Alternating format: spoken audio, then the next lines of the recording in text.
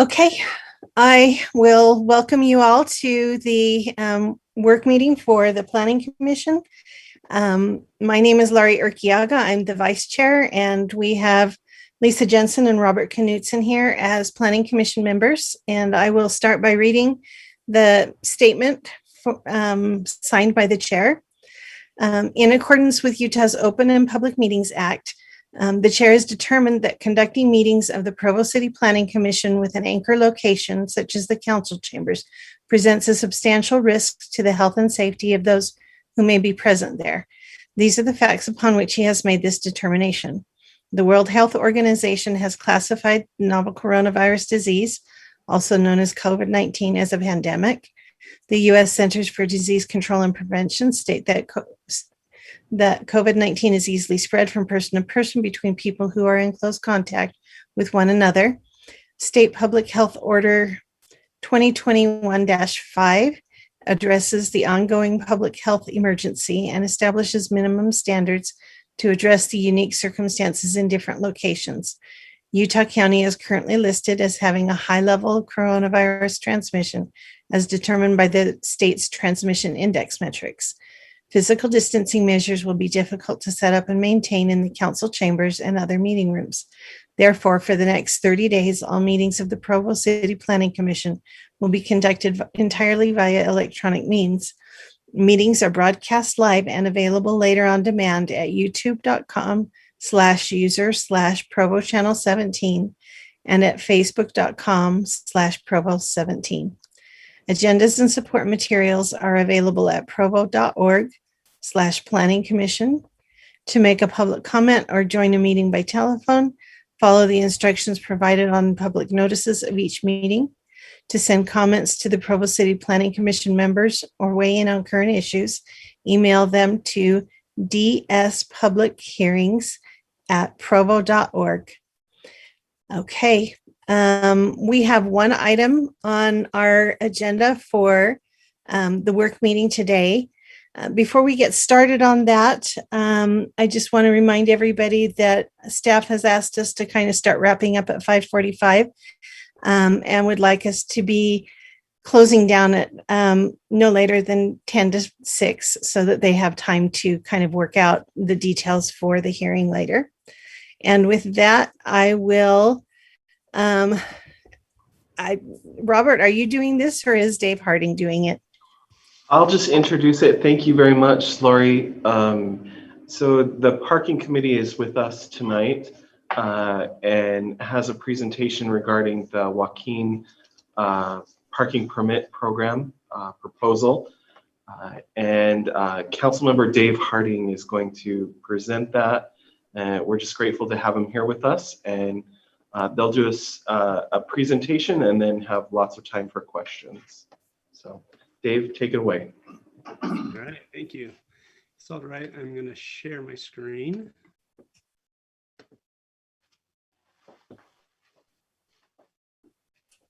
Hopefully everyone can see that.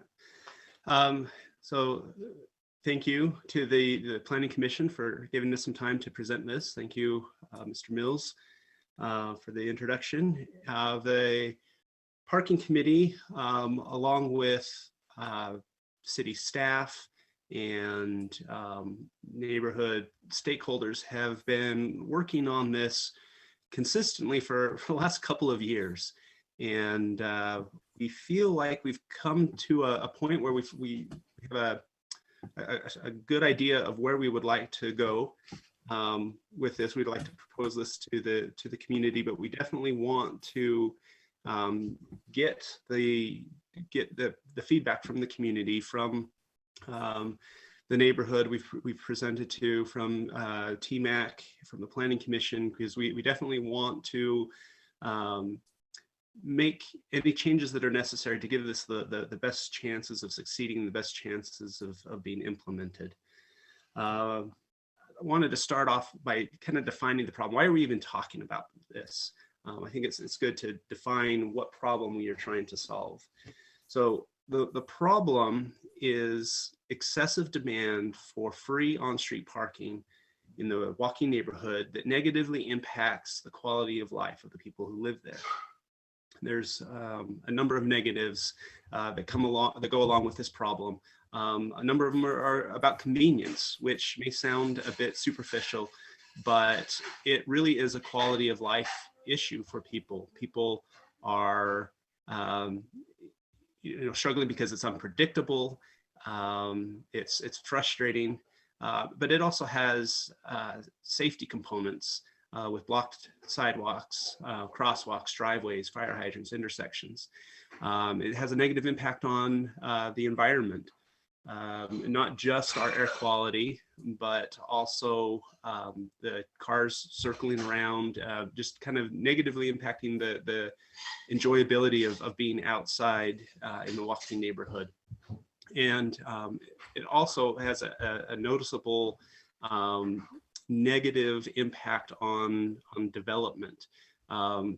So for example, in this picture here, in the background, there's some homes there that have been converted into multiple rentals. And if someone were to want to come in and buy a couple of these and build an apartment building that could house more people, the city would require them to provide enough off-street parking for everyone who would live there. But right now, that's not required of the people that live here, which causes we're basically subsidizing the landowners that most egregiously abuse the on-street parking, and so it just makes it that much harder to redevelop. We have done some surveys with this, and respondents, of the respondents, 85% believe that there is a parking problem in Joaquin, and that goes up to over 90% in North Joaquin. 60% of the respondents report having trouble finding an open parking space either daily or several times a week. So there's pretty broad consensus on what the problem is, but we really, to date, have not found necessarily broad consensus on the best solution for this problem. We look at this as an ongoing, a current, contemporary problem, and we've discussed a whole number of potential solutions and aspects that we could, things we could try to address it, thinking that we're, somehow very creative and good problem solvers. We came across this newspaper article from 1968, which, if I can do my math right, is 53 years ago, and it was reporting that it was the Provo City Commission at the time. It wasn't a council at that time, but we're going to implement the recommendations of a committee. This committee was called the Rental Housing and Off-Street Parking Committee, and they have 8 steps that they wanted the city to implement, and the city was about to implement it. And some of them, I've lost the place, but so it's at the top of the column on the far right side, where it says encourage cooperative parking solutions in blocks where it is permissible, possible, and agreeable to owners. And that's one of the things that we've talked about is we have businesses there that need the parking lots during business hours, but don't particularly need those parking lots overnight, and that's when the greatest need of the residents are.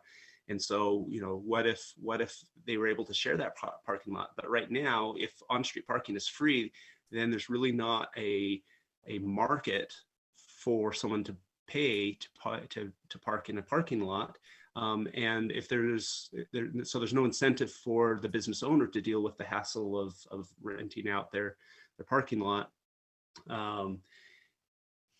So it's just interesting that a lot of the ideas that we've talked about were actually talked about more than 50 years ago. What's interesting is that, I guess it was two paragraphs below that the main push of these recommendations is that the city already had a law that people cannot park on the streets between 2 and 5 a.m., but it really wasn't enforced. And so the big push here was they were going to start enforcing that. But very quickly, the public pushback was so great that law was rescinded, and that was the end of Provo's overnight parking ban. There's been a number of past efforts. So I highlighted the one from the late 60s. Another big push was 14 years ago. There was a big push to develop a parking permit program, and it got very far along. I believe it was actually adopted by the council, but then rescinded shortly thereafter, just from the public pushback. So some of the details are there, and so we are trying to learn from the experiences and the lessons from the past, and we've been very careful to try to bring in as many voices as we can. We've worked with the neighbors in the neighborhood that submitted the original proposed parking permit plan. We have worked with stakeholder groups that included students and landlords and residents, and we've done the surveys and just a number of efforts, and worked with institutions like BYU that this would really impact. So we've tried to really tried to learn from the past and hopefully not repeat some of those mistakes. And then I did want to mention as well that we do have some technology now that we didn't have access to even in 2007. And so hopefully we can leverage some of that to provide a more efficient program. And I actually think I went through most of this. I do want to say that we also wanted to be data driven, and the planners have put a lot of effort into really defining the characteristics on the ground throughout Joaquin, so we can use that data to help us craft a program. And then we also wanted to learn from best practices around the country. We're not the only city in the country that is experiencing parking problems, and so as an example, Donald Shoup, who many that you may have heard of before, he literally wrote the book on management of on-street parking, and he suggests three main reforms. And the first is to get the right price for curb parking or on-street parking, and he defines that as the lowest price the city can charge while still maintaining one or two open spots. And then a couple of others. The last one is reduce all off-street parking requirements, and that's something that the Planning Commission deals with, something that the City Council deals with.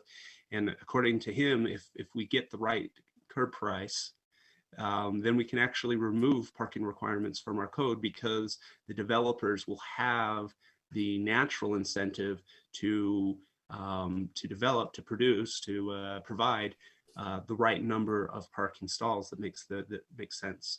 And so we're a long way from that in Provo, but we can get there if we start managing on-street parking. So as I mentioned earlier, the staff has put a lot of work into defining the parking problem.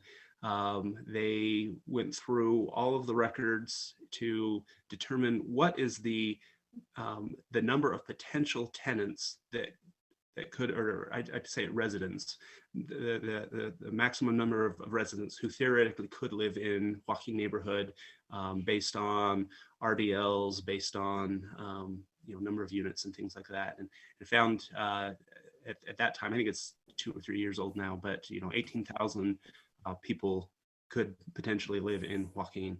And then they meticulously counted every single parking stall in the neighborhood, and that includes over 11,000 off-street parking stalls and 2,800 on-street parking stalls. And then in the middle of the night, dressed like ninjas, they went out and counted the number of occupied parking spaces. So how many of those parking spaces were occupied? So we've got a total of 14,000. So make sure I'm saying that right. 14,000 total parking spaces, and 78% of those were occupied at the time of the count. 73% of the on-street parking stalls were filled, and 79% of the off-street parking stalls were filled. But we should note that is neighborhood-wide. There are some areas that have much lower occupancy of the parking stalls, and other areas that have much higher occupancy of the parking stalls. That's an average, and I think that's what I wanted to say here. So, what are we trying to achieve with this program? The goals, the main driving, overriding purpose, the reason why we are here, the only reason that we're even talking about this, is we are trying to reduce the frustration of residents and improve the quality of life. Reduce this annoyance, reduce this issue that really impacts the quality of life. It's not to raise money. It's not to punish students. It really is to try to address an issue that they are telling us is a big problem. We want a program that is predictable for the residents. We want to encourage the efficient use of off-street parking. There's many places where on-street is more convenient than off-street. And so people, if there's an on-street stall available, they're going to park there first. And then the off-street stalls, there may be another place where they don't have off-street parking, but all the on-street parking is taken first, and by people who have access to the off-street stalls, and then the people who don't have access to the off-street stalls have to park further out. Where this would encourage people, if they have access to off-street, to use that first. We want to stop encouraging cars. Right now, we are subsidizing people bringing cars. You may have, college students who bought a car in high school, and right now there's not much disincentive. There's not much reason not to bring it, even though parking is so bad, because we're subsidizing it and offering it for free. And we want to stop discouraging redevelopment, as we talked about. And then one of the commitments that we made at the outset of this is this program needs to be financially self-supporting. We can't ask the residents in other parts of Provo to subsidize a parking permit program. And we want to actually move all of our parking permit programs to a model that is self-sustaining. So we've heard a number of questions, and have asked ourselves these questions as a committee. Why don't we just enforce the current laws? Hopefully all of you are very aware that in Provo, by law, every property should have enough off-street stalls for every vehicle that is operated from that property. And sometimes that said is that landlords need to provide that, or rentals have to have that. But it's not just rentals. It's all residences. It's also all commercial areas, commercial properties. Everyone's supposed to have enough off-street that for the number of cars that are operated from there. The problem is as community neighborhood services has found with trying to enforce occupancy laws, it can be very difficult to do in areas where there's broad non-conformance, non-compliance to these laws, and the amount of effort and money and resources that would be required to track down. You have a car parked on the street, and there's nothing against parking on the street, so you have to tie that car to a residential property, and then determine that the number of vehicles that are being operated from that property are greater than the number of off-street stalls they have. And some people, if they don't want to cooperate, learn pretty quickly to anyway, there's some significant difficulties in this, and on the recommendation of the department, we feel that it's not realistic to to try to enforce this way. So another question is, why don't we just ban overnight on-street parking? This would definitely solve the problem. If everyone had to find a place for their car overnight, then we would not have any problems even during the day. But as we saw in the late 60s, and there'd be significant public pushback. There probably wouldn't be the political will to implement this solution. And then that actually, the other thing is again, if we're trying to improve people's quality of life, does removing all on-street parking, does it do that? On-street parking can be a convenience. It can be quite an amenity if it's not overused. And it's only when it's overused that it becomes problematic. And so getting rid of it completely, in some ways, doesn't solve anything. While we were brainstorming, we threw out the idea, why don't we, or this was a kind of a common suggestion, why don't we just allow parking by permit and only area residents can purchase this permit? This is doable, and it would alleviate some of the problem in some areas. Directly south of BYU, it may help at least during the day. And then there are a couple other places. There's a beauty school there that that is causing some daytime problems. But by far the biggest source of the problem of the excessive demand for on-street parking is from the residents themselves. And so we could require all the residents to pay their $15 or $50 or whatever dollars for a permit, but it's not really going to reduce the demand for parking. And so it wouldn't help anything. And now everyone's just paying a fee for something that didn't really help them. So the problem is just, it's the residential demand that is driving this problem. So another question we asked is, well, why don't we just charge for overnight on-street parking? And as we tried to find the problems with this, we kind of looked at each other and said, you know what, this actually may be doable. We could do something like this, and couldn't find too much downside to it, particularly compared to some of the other solutions that we considered. And so that is the proposal that we're bringing to you, and would love to get your feedback on, would love to hear any suggestions or whatever. So the idea is, again, just anyone who parks on the street in Joaquin neighborhood or within the program area would need to pay, and there would be no permits. This could be applied everywhere where parking demand is above some threshold. So, and perhaps that could be something like, if an area is above 90% occupancy, 90% of the stalls are occupied at night, then the program, that's going to be part of the program area. And maybe if an area is, say, over 80%, maybe the people who live on that street could request being part of the program. Parking price is dynamic. It's market based, and in areas with more demand, there's going to need to be a higher price, and that price is set to maintain that availability. So what is the price? At what price will there generally be one open spot on that block face? And if we set that price and we find that even at peak times there's 2 open spaces, well, then that price needs to come down a little. And if we find that there's routinely no open parking spaces at peak demand, then the price would need to be adjusted up.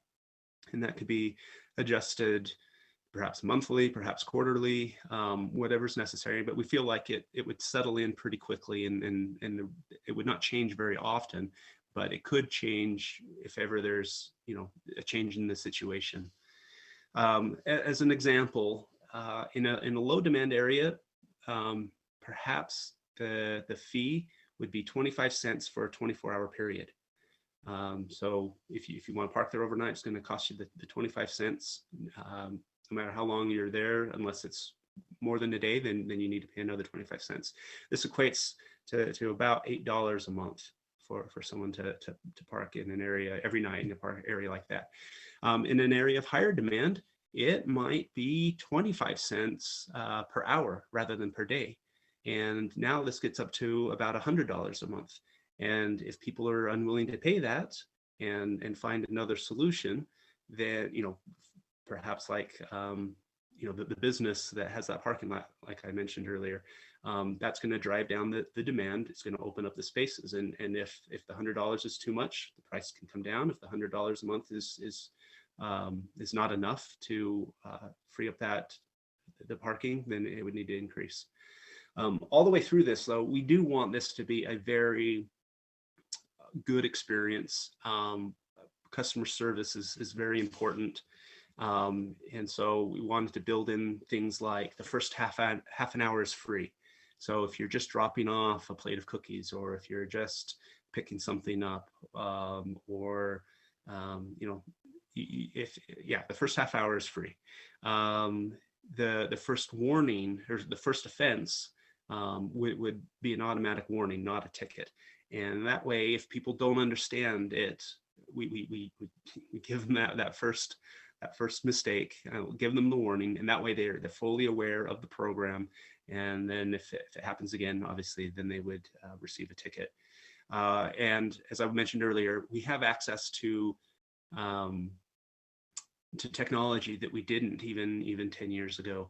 And we really think a Park Provo app would be great for the people who live there. You pull in and you just hit one tap on your phone, and you're good to go until you tap out as you drive away, and you can have your license plate already plugged into that, and your payment information is already plugged in. But for people who are just visiting, downloading an app and adding an app to a phone is not something people want to do for just one time. And so the signs, these would all be sign based. These would not be meters. These would just be signs on the street. Would have a QR code that you could scan or type in the web address, and it takes you to a website where you can make your payment, or even a phone number. Many of the vendors that we talked with and had present to us have all of this kind of built in. And so there's a number of options, but we really want to make this as user-friendly as possible. We're trying to reduce the frustration, not increase the frustration, and give people the incentive to park where it makes sense. And we really feel like that will provide the predictability to improve the quality of life of the people that live here, or at least to remove this as one of the big hindrances to their quality of life. And that is our proposal. Great, thank you. I have a question that I wasn't able to ask last week, so I'm glad to talk to you again. I'm assuming you're going to have a map. Is the map going to be accessible online so people can look and see what the rate is on various streets before they drive into Provo? That wonderful question. I want to say absolutely, because I truly believe that there will be. It's hard to say, though, that level of detail. We've talked about using software that we have now. We've talked about some additional vendors. We've talked about a lot of things, and that level of detail. I don't feel like I have the authority to promise that now, but that absolutely, that's the kind of vision that I have. You should be able to pull up the app first. If you're a resident, this would work at the airport. This would work with downtown parking, all of the places that Provo, kind of has some say in. This app would work for, and absolutely it would have that map, and would it be color coded so you could see exactly where the highest demand, highest price areas are, and maybe even alternatives like, hey, if you park over here, there is no cost. But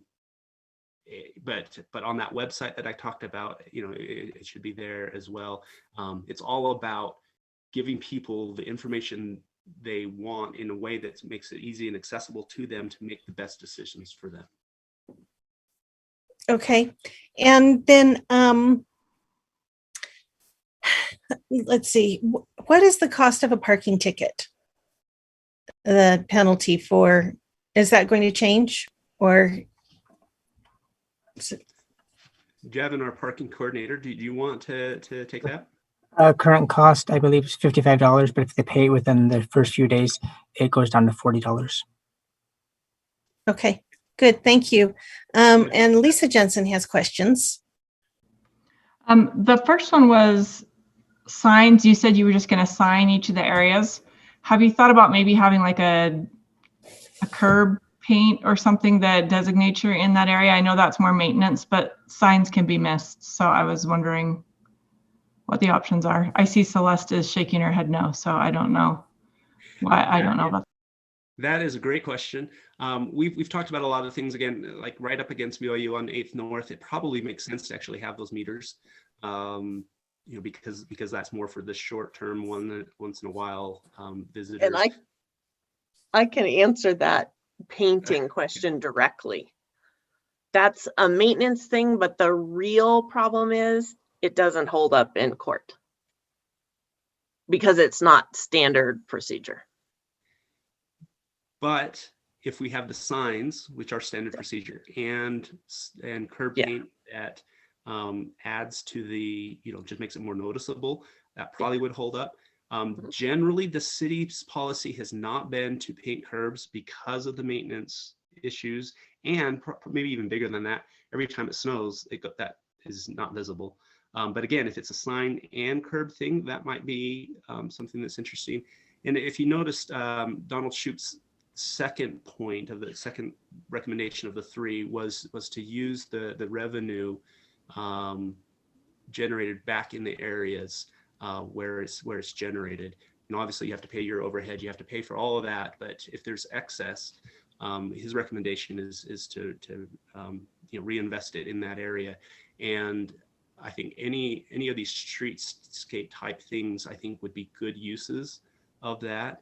And so if you have a program that is generating, more revenue than it costs to administer the program, now now it makes financial sense. No one can complain that, hey, the city's spending more to paint curbs because that's covered by the program. And so I think that kind of flexibility is opened up by a self-sustaining program. But again, that level of detail, I mean, I think I think that's great feedback. I think we hopefully are taking good notes on this. I'm just thinking of being somebody who uses that area periodically. It would be nice to have a visual when you enter the area, because sometimes signs say you can't park here at all, and you'd have to check all of them. And I know that that's hard when you're in an unfamiliar area. The other question I had was, in your presentation, you said that you thought it was feasible to monitor overnight parking, but in your proposal, you said this would be all the time. So what changed that made you, at least that's what I thought I heard, that charging for overnight parking was something that triggered your ideas, and then the proposal is for all day. So why have them pay all day and all night instead of just all night, when that would be the residents who are abusing the privilege? Okay, so I apologize that the slides have evolved over the 2 years, and so there might be some incorrect information on it. But in listening more, it may have been just how I stated it. Originally, we were thinking about a permit program that would be all of the time, but there's some nice advantages for doing it overnight. That's when the worst problem is. Also, if we solve the overnight, it probably frees up the daytime as well, because people have already found another place for their car. And so then if you have service vehicles, plumbers, or even friends that come over, as long as there's not a parking problem, then there's no reason to regulate it, to manage it. But then I did say, if perhaps if it's a low demand area, maybe 25 cents for 24 hours. It's just meaning that, say you park there at midnight, it would give you until next midnight. It would only charge you 25 cents for that, and so if you park in the morning when it's still regulated, and then you park there in the evening, you still could go off the same one, even though during the day it's not regulated. And so that's all I meant by the 24 hours. And it's just an idea that we probably don't want to deal with charges less than 25 cents. But if it's such a low demand area, maybe that 25 cents gives that to you for the next 24 hours, even though some of it you don't need it's not paid at all, but it still covers you for 24 full hours. So then to verify, you're not proposing a 24-hour parking payment program. You're proposing something that's within certain hour parameters, and that's just an example of how it would be paid for. Yes, that's a great restatement, but I do want to throw in the caveat that I think this paradigm, this way of enforcing or managing on-street parking is very flexible. And so there may be areas like right next to BYU where it probably would be all day. There may be other areas, like I said, there's the beauty school there that seems to be causing some issues with the nearby neighbors.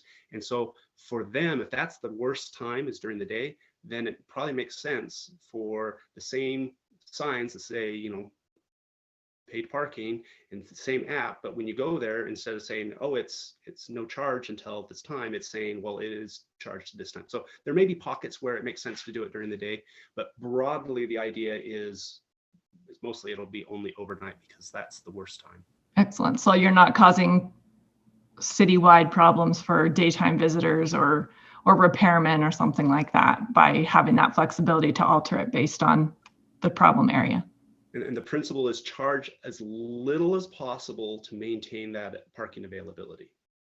And in the daytime, if it's not needed, the lowest price possible is free. Okay, we've got a couple of hands from Mr. Weaver and Mr. Day. I just want to say, to add on back to Lisa's question about curbs, I think a big thing as we get to a time, if a proposal is going to be recommended moving forward, a big portion of it is going to be educating the neighborhood, educating the city in general of all the people that do go to the Joaquin area. That's a big thing that we'll have to do, so people do know. So if you don't live in Joaquin, you are aware of changes happening to the neighborhood, that we will cross that bridge when it comes. Okay. Mr. Day? Yeah, I was just going to go back to the signs versus painting the curb discussion. In order to enforce the parking, we have to have the signs. There's nothing that prohibits paint, but it doesn't allow us to prosecute somebody if they're violating. So just wanted to make sure that was clear. Okay, thank you. Any other questions from commissioners?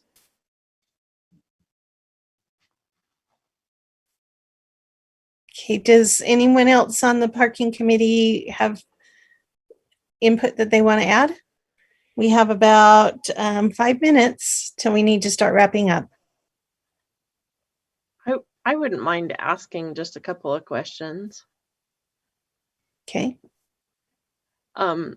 Just since this was presented at our neighborhood meeting, and I'm the Joaquin neighborhood chair, by the way. I know that there'll be a few questions from neighbors about numbers, how they got these numbers, and if I could just talk to whoever said those, just because there's a little difference in some numbers we got some before, so I want to follow up with that. But I also have to say that our neighborhood Facebook page is pretty active, and the meeting was posted, and there wasn't actually any pushback, which I actually can't believe. That sounds impossible. Because there's usually, you say the word parking and 32 people, respond. Mm-hmm. But for what that's worth, that means something to me. Yeah, and I can see the app being useful. I wouldn't be surprised, but other neighborhoods, say around the stadium, might want to have game day parking that was, paid for. And so having that app could help in lots of different places besides Joaquin. But it sounds like a promising idea to me. Any other questions, feedback from commissioners? Anyone else? Brian Henry. First of all, I apologize for being late. We got stuck in traffic in Provo. There was an accident over on University. But at any rate, so just a quick question. My in-laws live up just east of UVU, right there next to Lake Ridge. They've got a parking permit program that, in their opinion and the neighbors, works very well. It's the type of system where if the neighbors see a car, in the beginning, they'd immediately call and the police would come and ticket the vehicle. They even got to a point, though, where they're like, let's be nice to these people. They would go out and put a warning on the car. You're in an area that is permit parking. If we see your car again, we will call. And they've solved the problem. Each home was allowed 15 permits, I believe. So both of my cars have permits. So we can park in front of their home if we need to. And it really just, it isn't a problem in that neighborhood. And the proximity to UVU, it used to be a huge problem. Now, once school gets in session, there might be 2 or 3 cars. They go out, put a little reminder for the students, and it's not a problem within a week of school starting. Has that been explored other than this paid with the app? Some people don't have smartphones. And maybe you already covered all this. I apologize, but just wanted to see if you went into that. Yeah. So what you described is very similar to a almost phantom parking permit program that we have in just north of BYU in the Pleasant View neighborhood, I believe. And it was kind of approved by the city, but I don't think it was ever like technically codified, and we almost even forgot about it because it never really needed to be enforced on. The neighbors just put those friendly reminders and that was it. Yeah. I think what we did miss at the beginning is that the excessive demand for on-street parking by and large is by the residents themselves, not from the outsiders. Okay.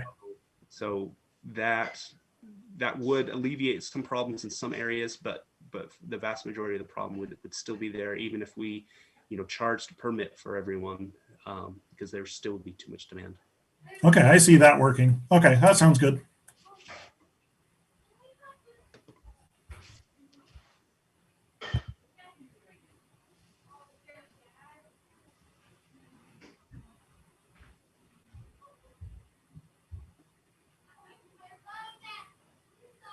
Lori, are you trying to? I am trying to call on you and I'm muted. Oh, okay. Not anymore, but yeah, Gary, it's your turn. I saw your lips move.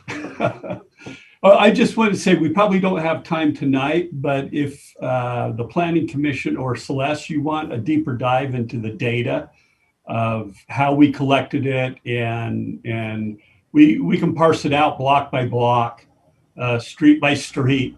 And we'd love to get with you again sometime if that's interesting, the Planning Commission and Celeste.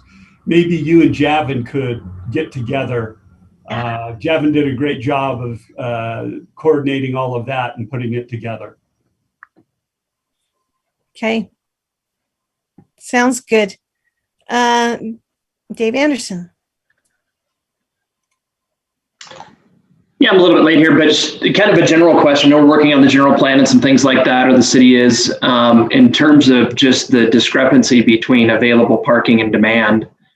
Understanding that relationship better, does that, lend any thought towards maybe changing parking requirements going forward, working on projects to add parking in the neighborhood and that type of thing? I might have missed that if that was discussed, but is that part of the overall effort to, I guess, alleviate some of the pressure? We've looked at 3 or 4 different methods to increase the parking supply in the neighborhood, from diagonal parking to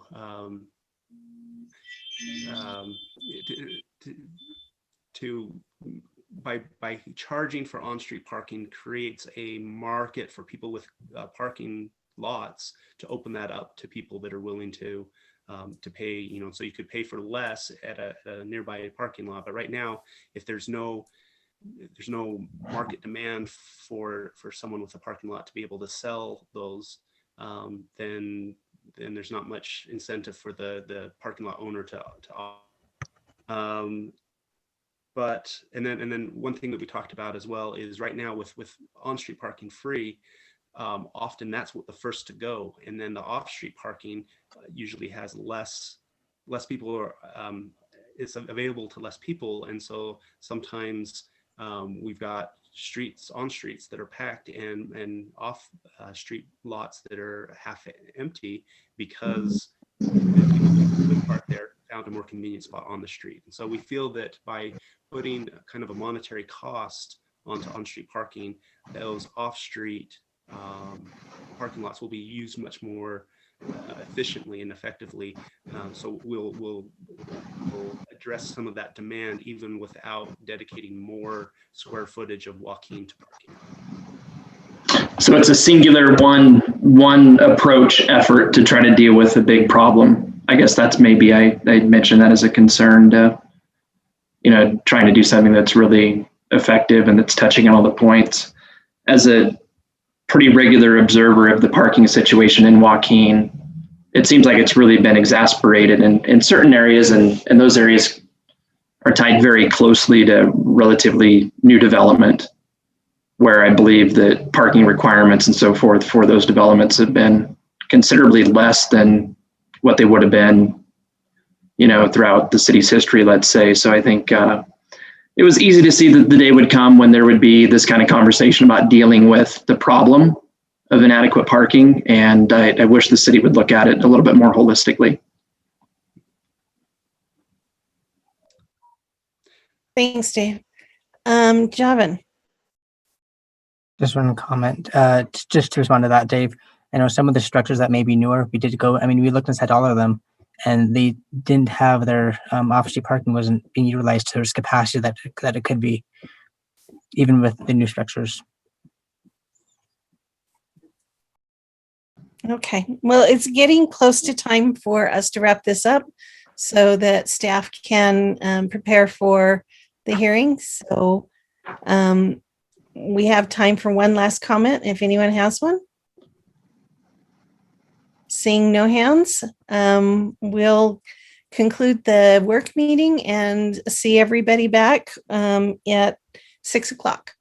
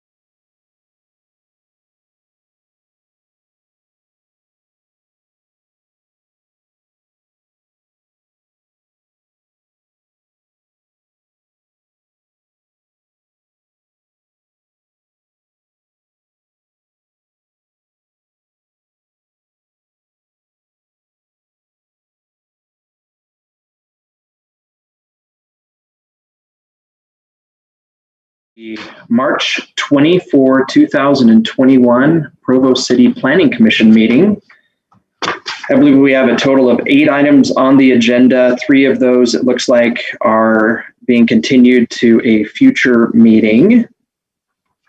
And with that, I'm going to go ahead and read a statement relative to open and public meetings. In accordance with Utah's Open and Public Meetings Act, I have determined that conducting meetings of the Provo City Planning Commission with an acre location such as the council chambers presents a substantial risk to the health and safety of those who may be present there. These are the facts upon which I have made this determination. The World Health Organization has classified novel coronavirus disease as a pandemic. The U.S. Centers for Disease Control and Prevention state that COVID-19 is easily spread from person to person between people who are in close contact with one another. State Health Order 2021-5 addresses the ongoing COVID-19 public health emergency and establishes minimum standards to address the unique circumstances in different locations. Utah County is currently listed as having a moderate level of coronavirus transmission as determined by the state's transmission index matrix. Physical distancing measures will be difficult to set up and maintain in the council chambers and other meeting rooms. Therefore, for the next 30 days, all meetings of the Provo City Planning Commission will be conducted entirely via electronic means. Meetings are broadcast live and available later on demand at youtube.com/user/Provo Channel 17 and at facebook.com/Provo Channel 17. Agendas and support materials are available at provo.org/planning commission. To make a public comment or to join a meeting via telephone, follow the instructions provided on public notices of each meeting. To send comments to the Provo City Planning Commission members or weigh in on current issues, email them at dspublichearings@provo.org. Okay, next, before we dive in, we will do a roll call, and let's start with Commissioner Lisa Jensen.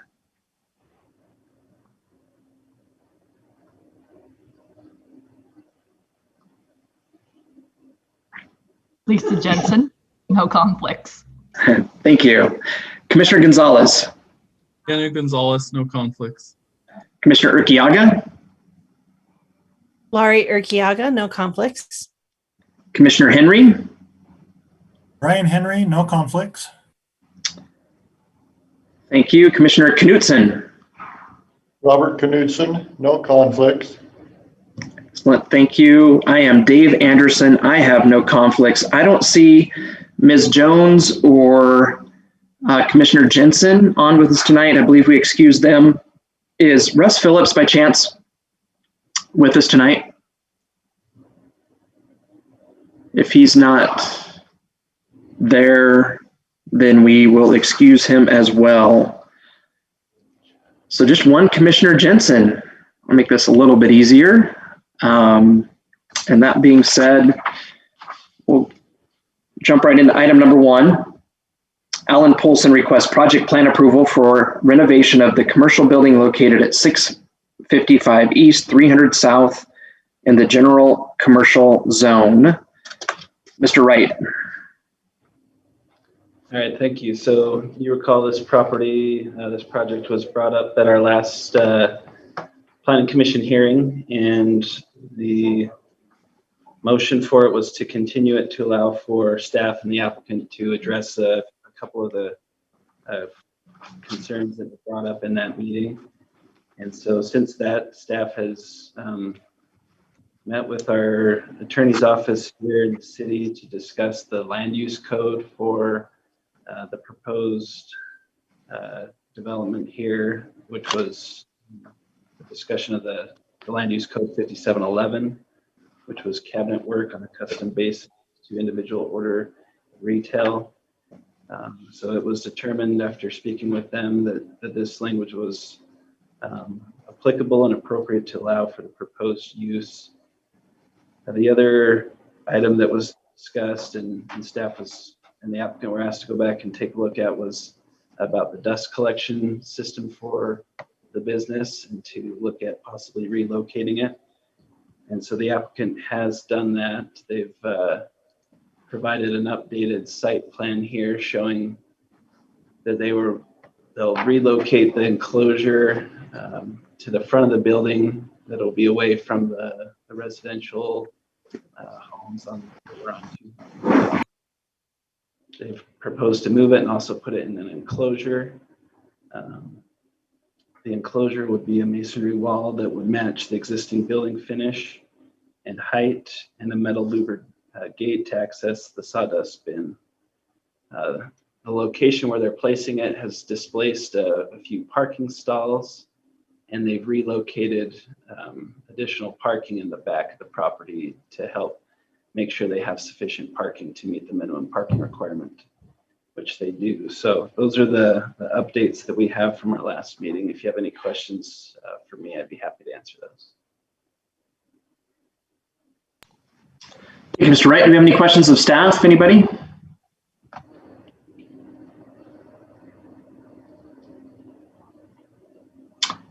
I don't see any hands. Does the applicant have anything they want to add? Happy to answer any questions, but I think he stated, things clearly. So. Okay, thank you. Commissioner Urquiaga. Thank you. I just want to compliment Mr. Roberts for the adjustments that have been made. I am feeling really good about these and appreciate you moving that dust collector away from the homes. I don't see any reason not to approve that at this point.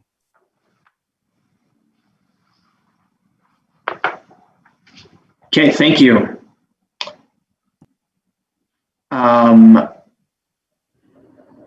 Any other questions?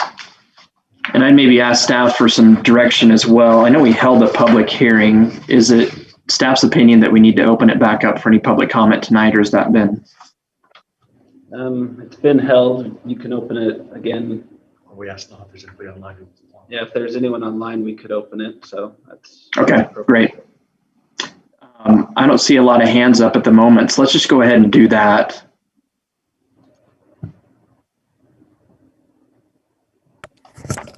No public comments at this time. 35 seconds.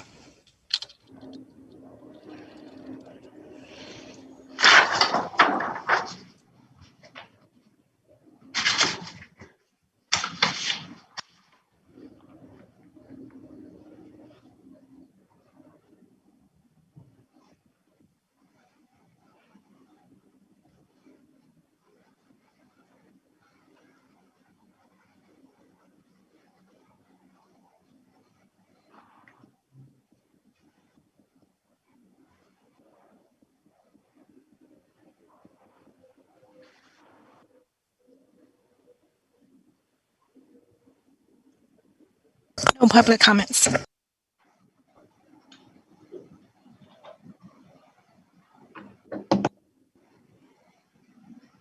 Okay, thank you. Well, we did spend quite a bit of time talking through things in the last meeting, and maybe just one more question that I have for staff. I think the commission approves this, correct, versus making a recommendation for the council? Yeah, that's correct. Okay. So a motion would be to approve the proposed, and now I have to try to get it right.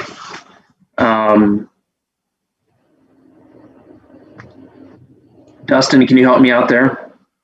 Yeah, so in the last staff report, there was the part about having to approve it with the dust collection being an outside thing, but now it's being enclosed, so that isn't needed. So you could just approve the project plan. Okay. I can jump back to that slide if.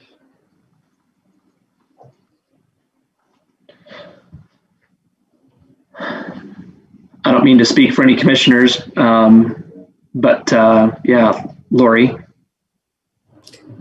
Yes, if I see that Commissioner Jensen has something to say, but I'm prepared to make a motion if when people are done. Okay, let's hear what Commissioner Jensen and Commissioner Henry here, or sorry, have to say. I just wanted to echo what Laurie said, just so that there was obvious record of the discussion today, that I feel like all of our concerns were addressed even better than I imagined they'd be addressed. And I know there's still sentiment in the community that this was their last hope for a grocery store, but I feel like this owner has shown he's really cares about the neighborhood, and he's going to make this the best improvement he can make for it. And we have no legal reason not to approve this. So I'm excited about it. Okay, thank you. Commissioner Henry? One thing that I don't think was mentioned last week, but the improvements to the parking lot are some pretty significant improvements. I assume there will be trees in those planter beds. That's just going to make that parking lot not quite nearly as hot and a wasteland that it is now. So I applaud the applicant for that addition, as well as the movement of that dust collection system. I was actually in St. George, and I was going to try and figure out where that one you mentioned was, so I go by and listen to it, but I didn't have time. But anyway, appreciate the adjustment, and I feel pretty good about this project now.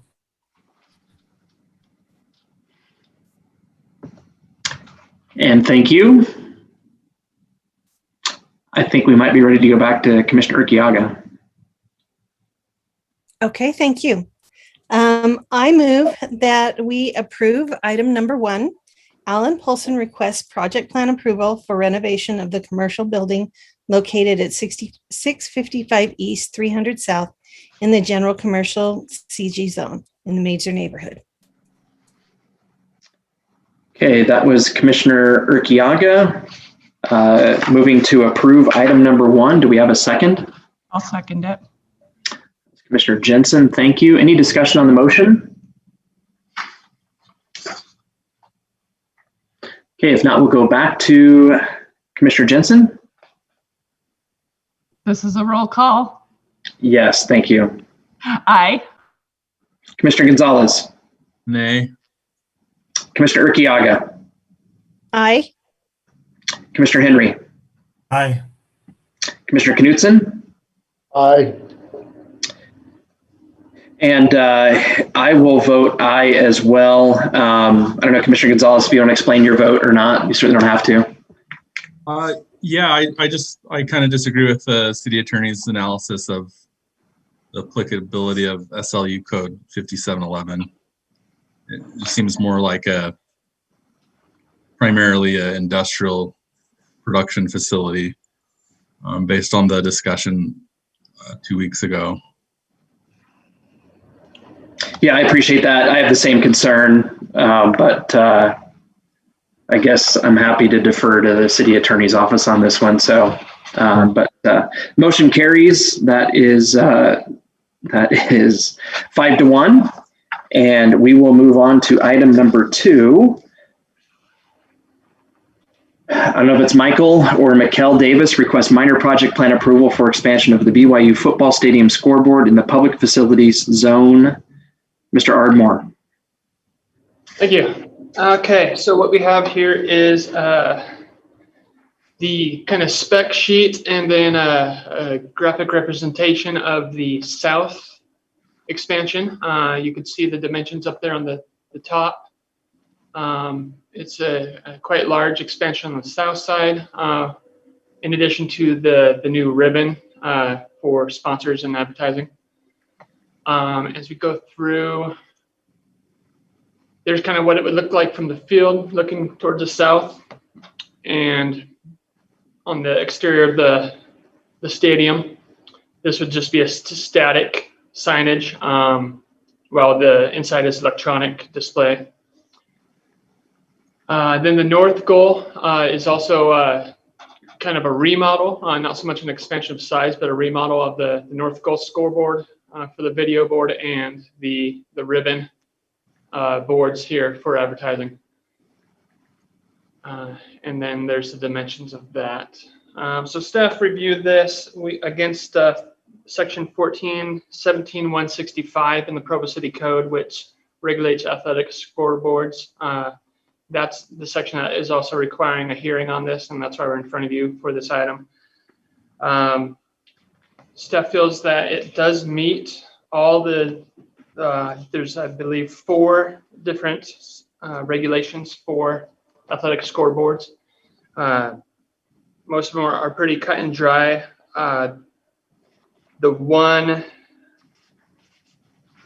is that's kind of subjective is that scoreboards are designed in a manner that is compatible with the scale and mass of the athletic field and campus location. Staff feels that it meets that that condition.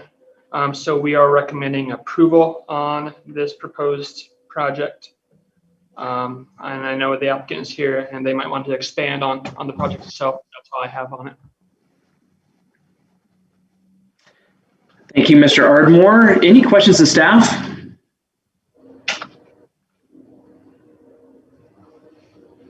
Commissioner Jensen. I don't know if I need to save this for public comment portion, but we received a letter from a neighborhood chair who had a diagram, which I assume was trying to show where the lights from the stadium scoreboards face, but I don't understand what information he was trying to relate to us with that. Do you know what that was about? That's the one. Available. I assume that he'll call in and explain this graphic. I did tell him that I'd include it in my slides this evening. That's what you're referring to there, Commissioner Jensen, that what we just looked at? Yes, the one that we got in an email. Okay. Okay, great. Thank you. Commissioner Urquiaga.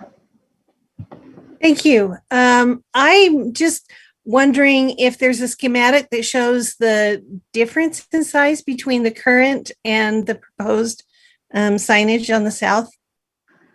I don't have that schematic, but I feel that the applicant could probably respond to that and probably has the numbers to make that comparison. Okay.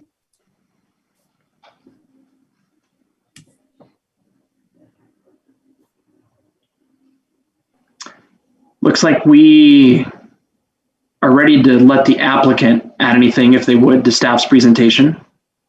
Absolutely. Can you hear me okay? Yes, very well. Okay, I'm Chris Bauer. I'm from the Office of the General Counsel at BYU. We have a few other folks on the phone if there are, some technical questions that need responses as the commissioners discuss this project. Mr. Ardmore gave a wonderful summary of the project. I understand there's a question or two that I'll address in just a minute or two here. But we wanted to emphasize that this is it's a replacement project because the scoreboards are at the end of their expected lives. So we knew this was going to, come at some point and someday. We are informed, out of warranty. And so the components, they are deteriorating and there's some noticeable wear on the external of the board. On the outside of the board, so it's time to replace them. We just want to emphasize, as we worked on the design of this project, we were aware of and looking at and precisely trying to follow the city code section 14.17.165 that Mr. Ardmore referred to, intending to make the scoreboard fully compliant with those requirements. And so we've attempted to do so. It's an integral part of the athletic field and compatible, we believe, with the scale of the field. To address the question that came up just a moment ago, the north scoreboard is not increasing in size at all. The south scoreboard is increasing from 63 feet wide to 131 feet wide. And then the current board is 55 feet high and it's going to 83. So it's a little bit taller, a bit wider on that south side, on the side of the road out there. We've also followed the other elements that have been spelled out already. The displays are oriented towards the internal and towards the field only. There are outward facing logos that are limited to BYU's name and to one sponsor. Those logos are static and they'll only be illuminated during events. And the sponsor logo is smaller than BYU's name is required. We also wanted to point out that about 9 years ago, when we worked through the previous scoreboard replacement, there was some discussion and concern about snow on the north side of the stadium because the board at that time on the north side was going to be bigger. Now it's the same size, but we made an agreement at the time that BYU would be responsible for clearing snow on Stadium Avenue and around Stadium Avenue on that north side. And we've kept that agreement over the last 9 years and intend to continue to do that. So I think that was something to address concerns the community had, and we will do so. So again, the project itself, that's been summarized. The north board stays the same size. We just have the opportunity now in the last 9 years. The technology has advanced, and so we can have a larger, higher quality board for about the same cost as the boards we put up in 2012. And this new technology will give fans an enhanced experience. We're hopeful that with the approval of the commission tonight, and we do appreciate you hearing the matter, that we'll be able to have these boards in place for the coming football season in 2021 this year. And so unless you have additional questions, I think that's what we have today. We are ready, willing, and able to answer any questions that you have. Thank you. Commissioner Urquiaga. Yes, you've alluded to this, but in the considerations, it seems to me that the neighborhood to the north would probably prefer to have the larger sign facing south. And what were the considerations for putting them in the orientation that they are, rather than having the big one with the lights going to the south where there are no residences? You know, that's an excellent question. And the issue of the lights from the scoreboard is probably not a huge concern. The way that the technology now allows us to direct the illumination of those boards, it will be very much focused on what's inside the stadium. So we're not going to have carryover light from that scoreboard on the south end over on the north side. One of the things that I learned about the lighting of the scoreboards is that as I've come to understand this project a little bit better, is that during the daytime we might use the full capacity, the full lumen capacity of those scoreboards, but at night they only run at about 25% of their full capacity, because that's all that's needed to be bright enough to see from within the stadium. But our technical folks, and they're on the call too, I believe, but they'll be able to tell us that right now, if you go out and stand in the football field with a light meter, you're going to get the same lumens, the same amount of light coming from 30 feet away as you're going to with the new boards. It's not going to cast more light into that neighborhood. So it's not really an issue. Thank you. Any other questions of the applicant or staff? I don't see any hands, so if staff could. There's concern about the, I believe the community, and you'll probably hear from the community about the chart that Mr. Ardmore put up. We have had discussions with the community about that, and those are largely separate issues from the scoreboard, but issues that we're concerned about and interested in resolving. But separate, they are separate from the scoreboard issues. Once again, thank you. I don't see any other hands raised at the moment, so let's go ahead and open things up for public comment. Okay, we have 2 public comments. Caller 011, go ahead. Press *6. Hi, this is Paul Evans. I'm chair for the Pleasant View neighborhood, which are the homes that surround Stadium Avenue. And if you, Aaron, if you could put the slide up that I sent, and I think each of you of the Planning Commission have received that. It's been great to work with BYU. We've already met and talked about this once before. We just want to bring you up to date on a few things. So there's really 3 issues that we're always working with in the neighborhood. And one of them has to do with the light from the surrounding areas. Certainly the stadium on the west side, stadium lighting, and from the south side, and from the, there's some lighting along the Cougar Way that shine up into the neighborhood. And we've been working on ways to help reduce that impact by timing of when those lights go off, and even some directionality issues. But lighting from the stadium is a big impact on the neighborhood, and particularly when the lights go on and there's nobody there.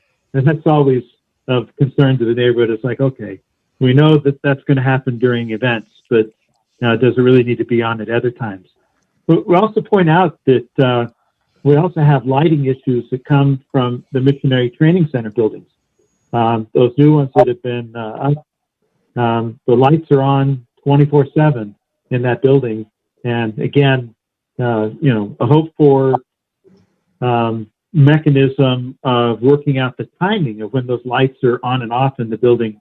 It'll have a really big impact positively on the neighborhood to reduce that lighting on a building that's buildings are now even unoccupied. So also from the baseball stadium, the lighting that is there on the south end, when those are on, that shines up into the neighborhood also. And as you might expect, there's virtually no sound that comes from the Missionary Training Center, except for the wild Friday night parties. No. And also from the sound from the baseball stadium and the football stadium can be heard throughout the neighborhood. We appreciate the efforts from BYU to help reorient the speakers on the track. That's the blue circle down in the bottom left. Those have been kind of pointing up into the neighborhood also, and appreciate the efforts to reorient that. So with the lighting of the stadium, and just, it's a 200% increase in the size of the sign or the scoreboard on the south end. If you actually look at the numbers, it's a 200% increase in size.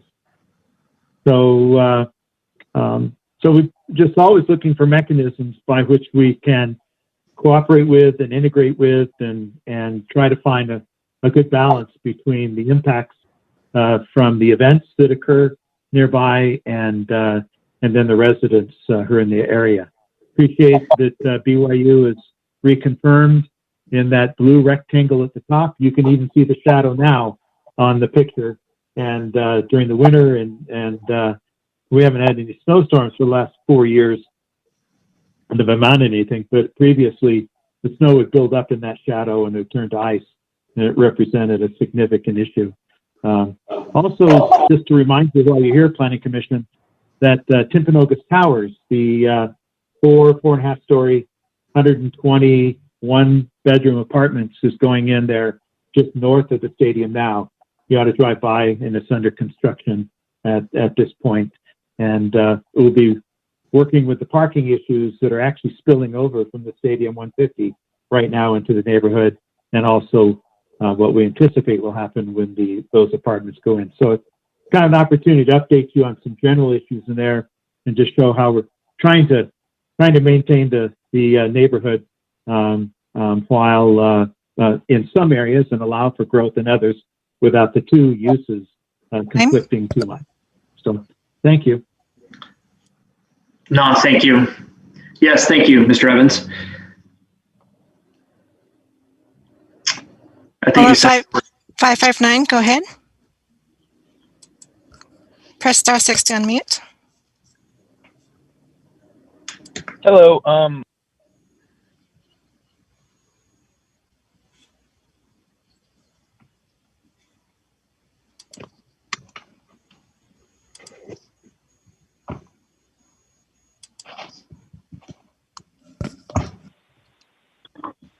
Hello, 559. Sorry about that. Yeah, sorry about that. So my name is Jared. I just am a new resident in that same neighborhood, in the Pleasant View neighborhood, just to the northeast of the stadium. And I would just kind of like to give a counterpoint that we were excited to move into the area because of the proximity to the stadium, and that we've talked to multiple people in the neighborhood that are excited about the new signage, especially because it's going to be updating things like 15, 20 plus years into the future with technology, so that light pollution and things like that won't be as bad as it has been. But that being said, just grateful for BYU being so extensive in all their efforts into trying to update the stadium and make the experience as a fan and as a resident nearby more enjoyable, and for all the research they've done in trying to prepare us as people that live nearby for all the updates they're making and for all of our input into the matter. So grateful for all the work they've done. Wonderful, thank you. Do we have anybody else? No additional colors.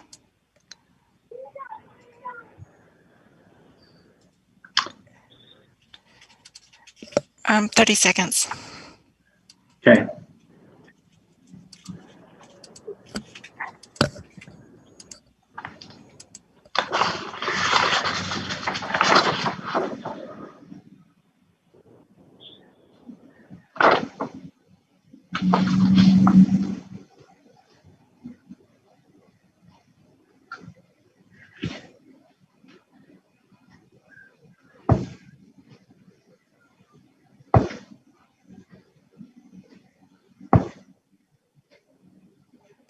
No public comments. Thank you. Commissioner Jensen. I just had a question to clarify details given by Mr. Bauer and Mr. Evans. So you said that even with the sign being twice as big as it is right now, that there will be no additional light emission because of the improved technology. Did I understand you correctly, Mr. Bauer? That's my understanding. We've got somebody on our team who can maybe, with the technical expertise, who can maybe speak to that more directly if you'd like. Tim? My name is Tim Stuffelbeam. I'm the primary AV engineer over Lavelle Edwards. And there's a thing on every LED board that's called a viewing angle. And so the viewing angle is the angle by which you get 100% of the light emission coming toward you. And so on these boards, we have the ability to take the viewing angle and put them down and across so that they are primarily 100% for the seats that are directly across from them and then beside them. And so when you take a look at the board and that which is right behind the stadium, that's right behind the stadium is where you're going to get the majority of that light. But as you start to expand out both west and east, the light drops off tremendously on the, from the angle. The further angle you go out from the board, it starts to drop off exponentially. And so, yes, we can say that, directly behind there's going to be some spill over, but with the way that the boards are angled down, it's going to be very minimal compared to what we have now with the older technology that doesn't have the pointing and we'll get more spill off of the existing board that we have right now. Thank you. Thank you.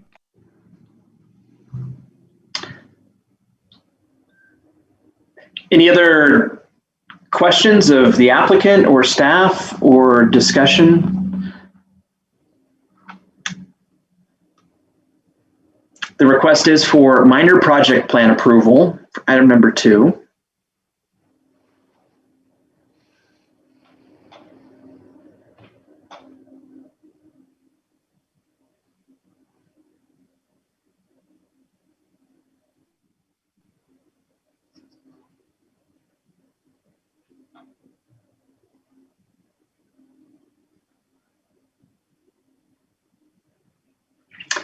Commissioner Jensen.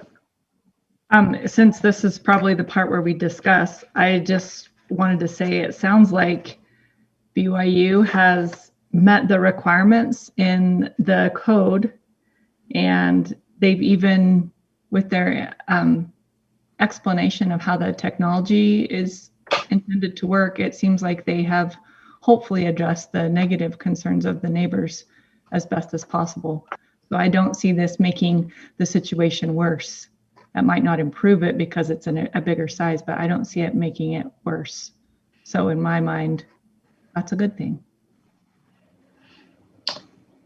Well, I think if you're a football fan and you find your way to the stadium every now and then, it makes everything a lot better. That's at least part of my opinion. But I don't know. Mr. Stufflebeam made Oh. it sound like I can't sit across the street and watch the game anymore.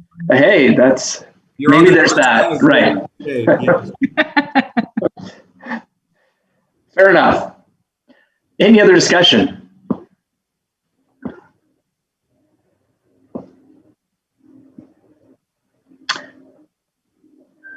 So where I feel like maybe I should give a little nudge if anybody's inclined to make a motion.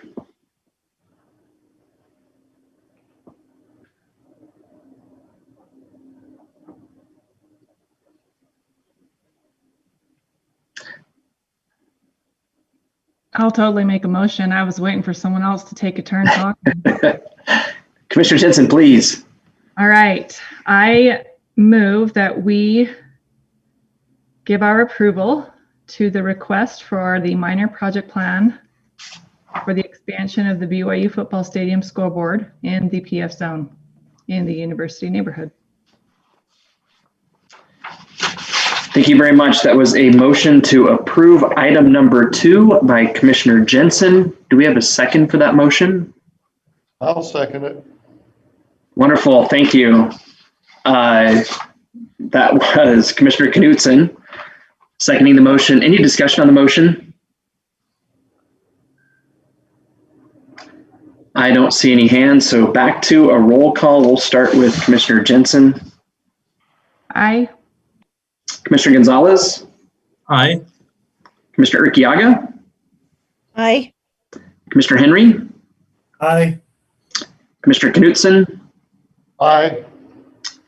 I vote aye as well, so it's 6-0. The motion carries. And item number 3. Thank you. Dave Morton requests concept plan approval in conjunction with zone change requests for 72 single-family homes and 31 acres of industrial space located at approximately 3450 West Center Street. Mr. Larson. Thank you. If it's okay, I'll just talk about the next item as well in conjunction, because it's the zone map amendment for in association with the concept plan, if that's okay. Thank you. And so that zone map amendment is would be an A110 to M1, R18 PD and RA, and I'll explain that in just a moment. So here's the subject property down about approximately 3700 West and Center Street, just on the west end of Center Street. And you can see this proposal is not, all the land is not contiguous. You've got 2 non-contiguous parcels on the south of Center Street, and then 1 parcel to the north of Center Street. So what you've got here is you've got a 24, you got approximately 24 acres, actually 25 acres of land on the north, and you can see the proximity of the Provo River on the north and the west. To the north and west also, I would note that it's unincorporated county land. To the south, you've got about a 22-acre parcel, and then another, I believe it was 8 or 9 acre parcel with a 14-acre intervening parcel between those two, between the 2 parcels. All this land appears to be in agricultural production, except for 2 dwelling sites just on the north side of Center Street. What the applicants are, as far as zoning goes, the applicants are proposing to rezone the northern piece. The majority of that, 23 acres of it, would be zoned. They're proposing an R18 PD zoning, and then RA zoning for the 2 acres in the southeast corner. So there's 2 existing dwelling sites there. Those homes are lying on the dwelling sites there appear to have been the result of unapproved divisions of land. And so this rezone is going to kind of help to help them get to the point where they can actually create some legal dwelling sites.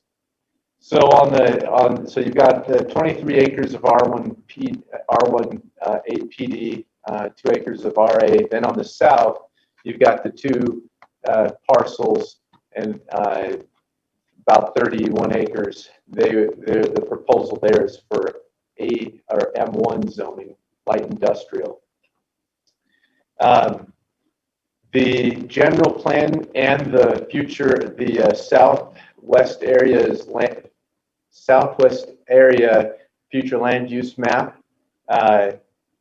So the general plan and the southwest area plan map, they're in harmony. They call for residential on the north and then airport compatible uses on the south. So looks like, according to the proposal, looks like what they're proposing is substantially in harmony with the general plan and the southwest future area land map.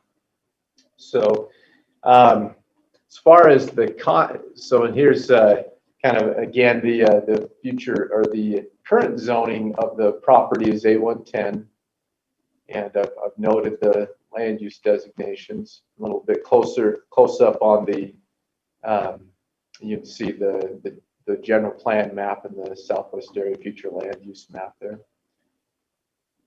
And again, just this slide shows you gives you a kind of visual of the proposed zoning designations.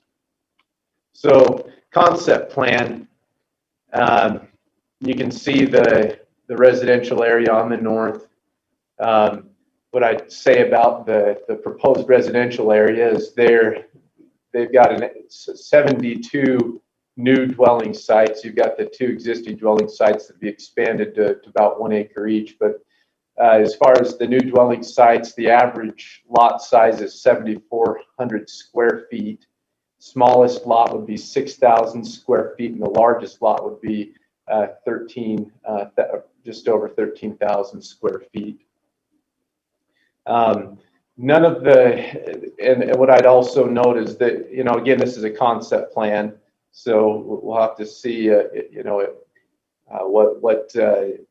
it is possible they could come up with something a little different than this. But as far as what they're showing us now, they're showing 5 acres of open space around the north and west side of the development. And again, I guess a note on the R18 PD zone. What that is R18 performance development overlay. So they're proposing that this would that they're asking for the ability to do a performance development here, which gives them some flexibility in lot sizes. That again, they're asking for R18, but they're able to go down to 6,000 square foot lots. But in getting that flexibility, they're also going to be required to provide open space and amenities. Let me see if this will work. This is kind of a close-up of the, I don't know if you can see if I can drag this over. This might, can you see that?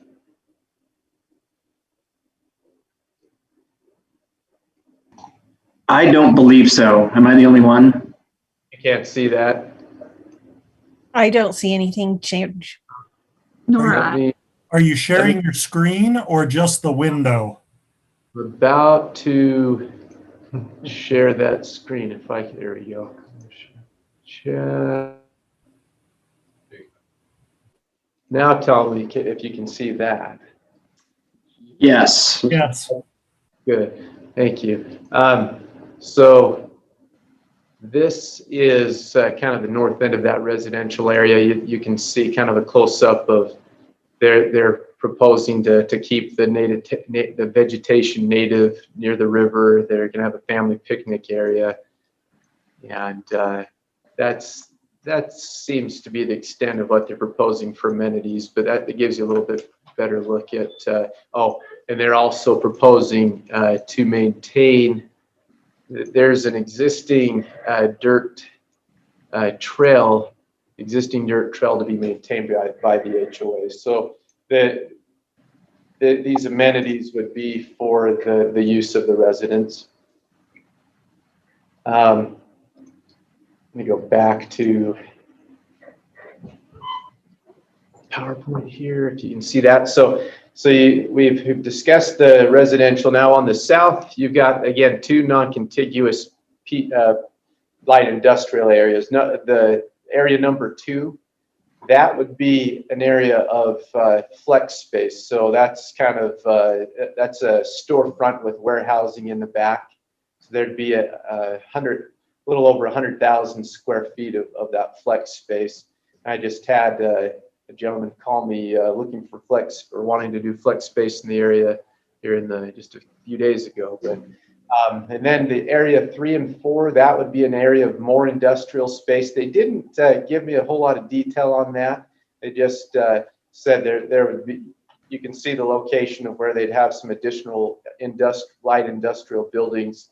And they also noted this would be an area of outdoor storage. So in total, you'd have about 300,000 square feet of light industrial space. And so that staff feels like that's a good benefit. It feels, again, the general plan and the Southwest area future land use map are calling for airport compatible uses, and these look like they could be supportive, that they could be the site of future airport supportive industry. And of course, we know that there's a housing shortage. So staff feels like this proposal is a good one. It addresses two needs: more airport supportive the potential for more airport supportive industry, and then more single family homes. Last slide I've got here is just kind of the concept elevation for the flex space. Again, storefront and warehousing in the back. I will note they did provide, and I think you have this in your staff report, an example of the type of housing. It was seemed to be pretty conventional one-family housing, so I didn't feel the need to put that up there. But anyway, staff feels like this is the rezone would be a benefit to the city, because again, it provides additional one-family dwellings and airport supportive, and may support the development of airport supportive industry around the airport. Also, staff recommends that the Planning Commission approve the concept plan as proposed here by the applicant. And with that, I'll invite any questions that you may have. Thank you, Mr. Larson. Commissioner Urquiaga. Thank you. I feel like I'm talking a lot tonight, but I have two questions that are related, and maybe the person to answer these is Mr. Day. But rivers have a tendency to, river channels kind of move over time. And I'm looking at this and how close it is. I'm wondering what the elevation is on those lots. Are they raised in a way that would protect them from flooding, or just river movement? And does the path provide any kind of a buffer there that is actually geologically stable for that? And so if I'm a little bit concerned about the river encroaching on the properties on the edges of that. Yeah, they haven't provided a lot of detail on that. Again, this is a conceptual drawing, so we'd certainly get a lot more detail at the plat stage. I will say there is a Provo River Delta project that's going to. Someone correct me if I'm wrong, but I believe this area would be on the north side. It would north side of the river. It's on the north side of the river. North side. So the river would still be flowing through this area. Yeah. So I guess that's not true. I was going to say that perhaps the flow would be reduced in this area, but I'm told it wouldn't. The flow of the river will be reduced. Oh, the river will be. Okay, so the river will be reduced in this area, and I'd heard that it may be reduced even to the point of it it being pretty minimal flow of 10 cubic feet per square inch in this area. So be pretty minor. So so erosion, here in a few years won't be as profound an influence, but it's certainly an issue. I don't know what the elevation is. That I just didn't have that kind of data offered to me. I will say that blue area on the map, that the river area, it's telling you that it's in that blue area is in the AE designation, flood designation. So it's I believe that's a known elevation, which probably would be the 4495. So Lori, this is Robert. One of the hats that I wear here is the floodplain manager, and so everything in this area has to be built to 1 foot above the base flood elevation, which is 4496. Yeah, and so they'll have to comply with that, whether they're in the floodway or not. So, and David Day can speak further to that as well. Okay. Yeah, if I could maybe just add to what's been said, the trail, we use that same trail to kind of maintain the channel. So that dike has been there since 1983, and that's where our stormwater folks use to navigate along there and clear any debris out of the river. When the Delta restoration goes in, Brandon's correct, that flow right through there will drop down to 10 CFS, which is more of a lazy kind of a stream. However, the water will be backed up so that it will stay about the same wetted area of the river, and it'll have an aeration system to keep it from getting stagnant, so that the river can still be used for recreational purposes. So the flow will be restricted. The water surface will stay essentially the same. And then, Robert addressed the elevation of the homes will have to be above the flood area in that area. So any other questions that I missed? Not for me, I don't think. Okay. Go ahead, David. Thank you. I'm going to jump in real quick. So for example, likely no basements over here and that type of thing. To be a foot above the base flood elevation. Yeah, that may be a challenge. David, I don't know if you might address that question on the basements. I'm not aware of half a mile further east. I know a number of the developments in this area do have a basement restriction. I know that Chapter 1505 addresses high water table. And I imagine that Public Works will review that issue at the plating and development stage. Yeah, the basements are based on the groundwater. I would be surprised if somebody could get a basement here unless they artificially raise up the site. When we built that Lakeshore Drive to the east, the groundwater was only down about 3 feet from the surface. So I would think that it's probably pretty similar in this area. So you'd have to add maybe 8 feet or so to be able to get a basement. So it's probably not a good spot unless they're planning to raise the site up like that anyway. Okay. Would there be a map amendment required for this? For the AEs next to it, is this in a zone that would require that kind of work? Yeah, Robert would probably be best to address that. We are doing those floodplain map amendments on anything that gets raised up out of the floodplain. I'm not sure where this lies. Robert, do you know? I'm not sure either. The river is pretty channelized through here, so I'm not sure if it's actually in the special flood hazard area currently. It could be with some revised maps in the future. Either way, if it does get mapped in, they would have to do a letter of map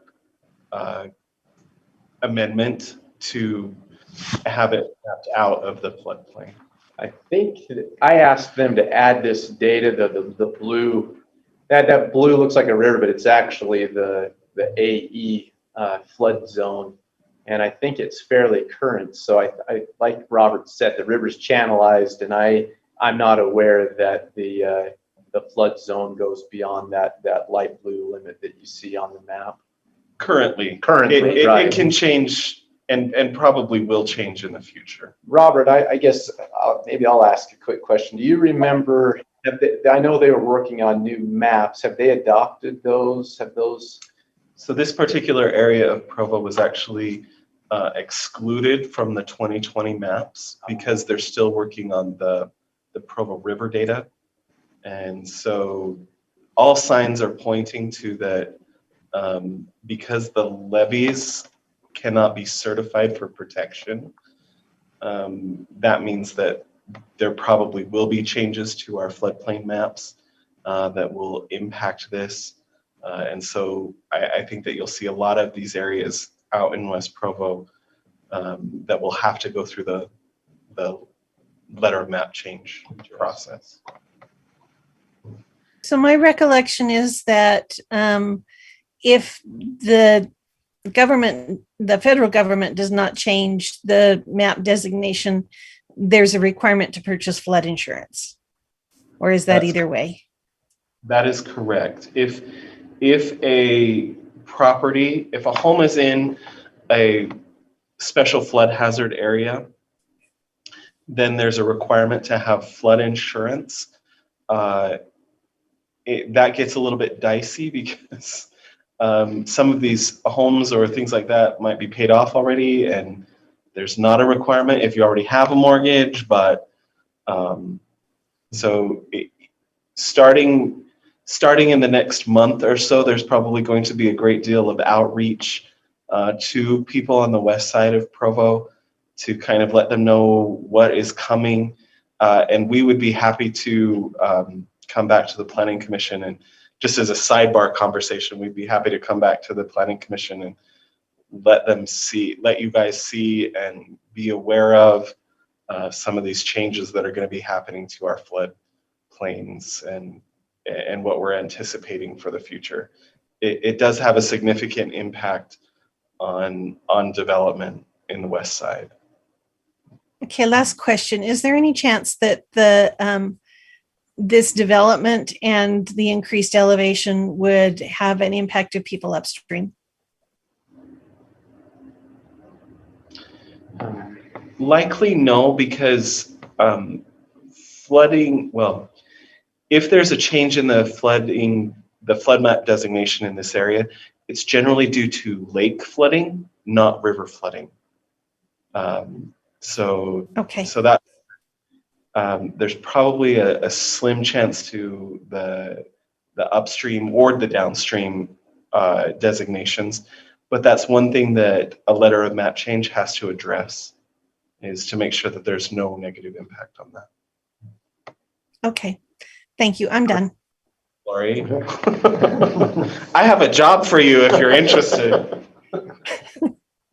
I'm going to beg for Commissioner Jensen's patience while I asked a couple of other questions. The drive that accesses the lots on the north side of the residential subdivision, shared driveway, private street, that type of a thing. Can we maybe just talk a little bit more about that, what that would look like, who owns it, who maintains it? Yeah, you're talking on the very north end? Yeah. Yeah, that's a good question. It is a shared drive. I would imagine that would be maintained by perhaps by the HOA, because I'm not aware that the city would maintain that. We have a development up north of here we have a shared driveway for multiple homes, and that one is not maintained by the city, and I would imagine that this would be maintained by the homeowners. So HOA, the trail, for example, the space along the river, it looks like that's proposed to be left, largely native, as if there wouldn't be a lot of need for maintenance and that type of a thing. Is it anticipated that that would be dedicated to the city? Is there a requirement for that? Anything that would ensure public access to that? I'm not aware of it actually being public. The amenities for a performance development are actually for generally for the use of the property owners in the development. So it's my current understanding that these amenities would be for the people in the development and not for the general public. I have pretty strong feelings. I know there's the other path on the other side, but just access to a facility like this and having that be available, a facility to a feature, something like the Provo River.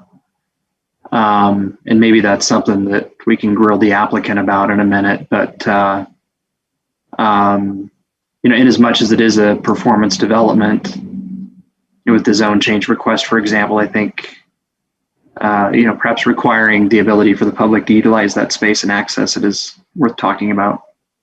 Sure. I think that's it for me. So Commissioner Jensen.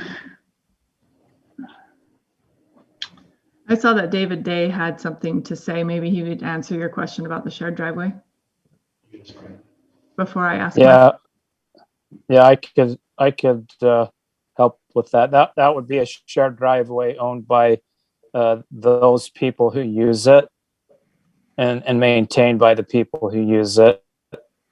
The trail, whether that's public or private, the city would need an easement over that to access that, to maintain the channel with our dump trucks and backhoes. If we ever needed to get in there, we'd have to have access along that river, that side of the river. We have the ability to get on the other side, the north side, and currently we access along that dike on the south side. And a few years ago, we had a leak that developed on the south side, and we actually had our crews out there working on it quite frantically to contain that. So it's pretty important that we maintain that right of access to be able to get in there if needed. One other thing I wanted to bring up, and I don't know if Brandon was going to cover this, but we do have our sewer issues that still remain in place with capacity. The developer on this project had proposed the development agreement to cover any of those weird things that would occur, of sewer not being available until probably a year and a half from now. And so I just wanted to make sure you're aware of that side of it.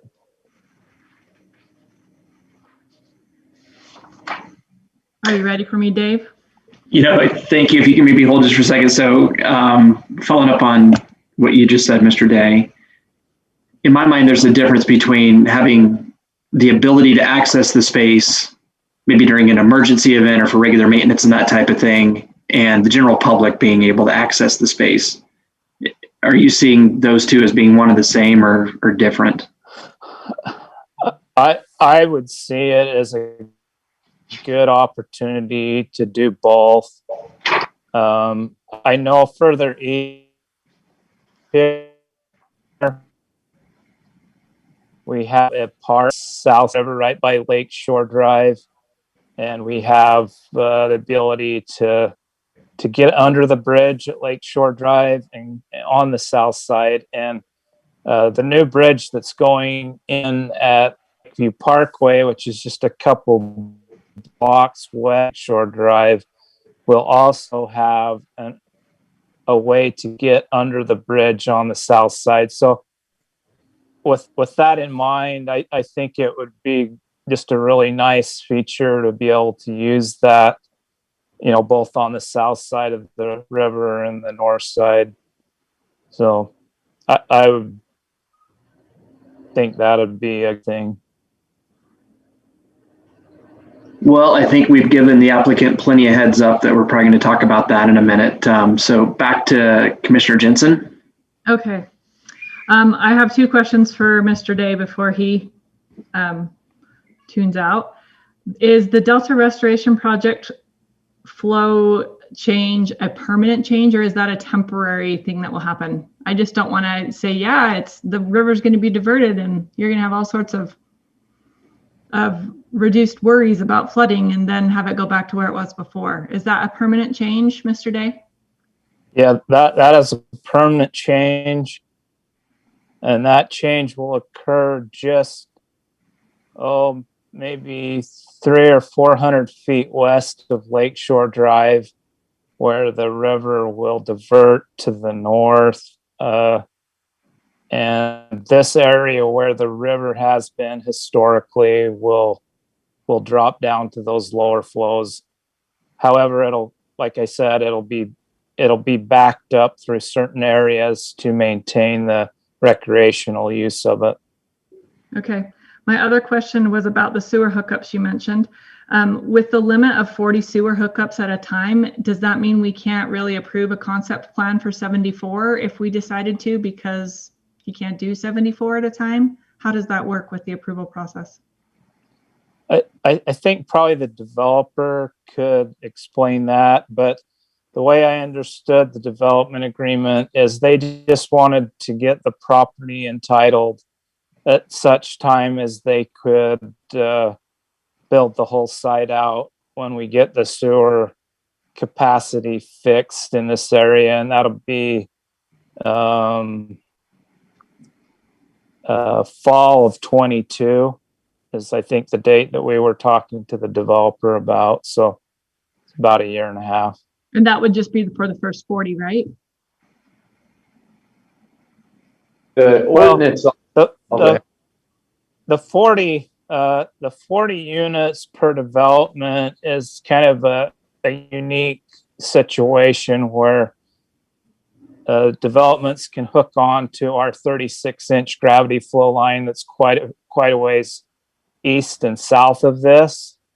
So this area wouldn't really work with the 40 units per phase. It would have to go in at a separate time when we had the development, the ability for sewer to go into our new sewer lift station, which is down by the airport. Okay. My questions for Mr. Larson. The neighborhood meeting was 2.5 years ago. Is that recent enough to move forward without more neighborhood input? Yeah, we talked about that. There is no requirement in the code that for a more recent update, for a more recent meeting. I did check in with the neighborhood chair in the last few days, and he so two things. So I checked in with him, and he was going to put that up on Facebook again. I didn't hear back. I am not aware of any comments. I did not get an update, I should say, on any comments that may have occurred since I spoke to him. The other thing that I'd tell you is this was put up on we have a thing called Open City Hall, where we have legislative items like this kind of summarized on the city council page. There were no comments received for this proposal. So again, no requirement for a more recent meeting, and I'm not aware of any comments. Okay.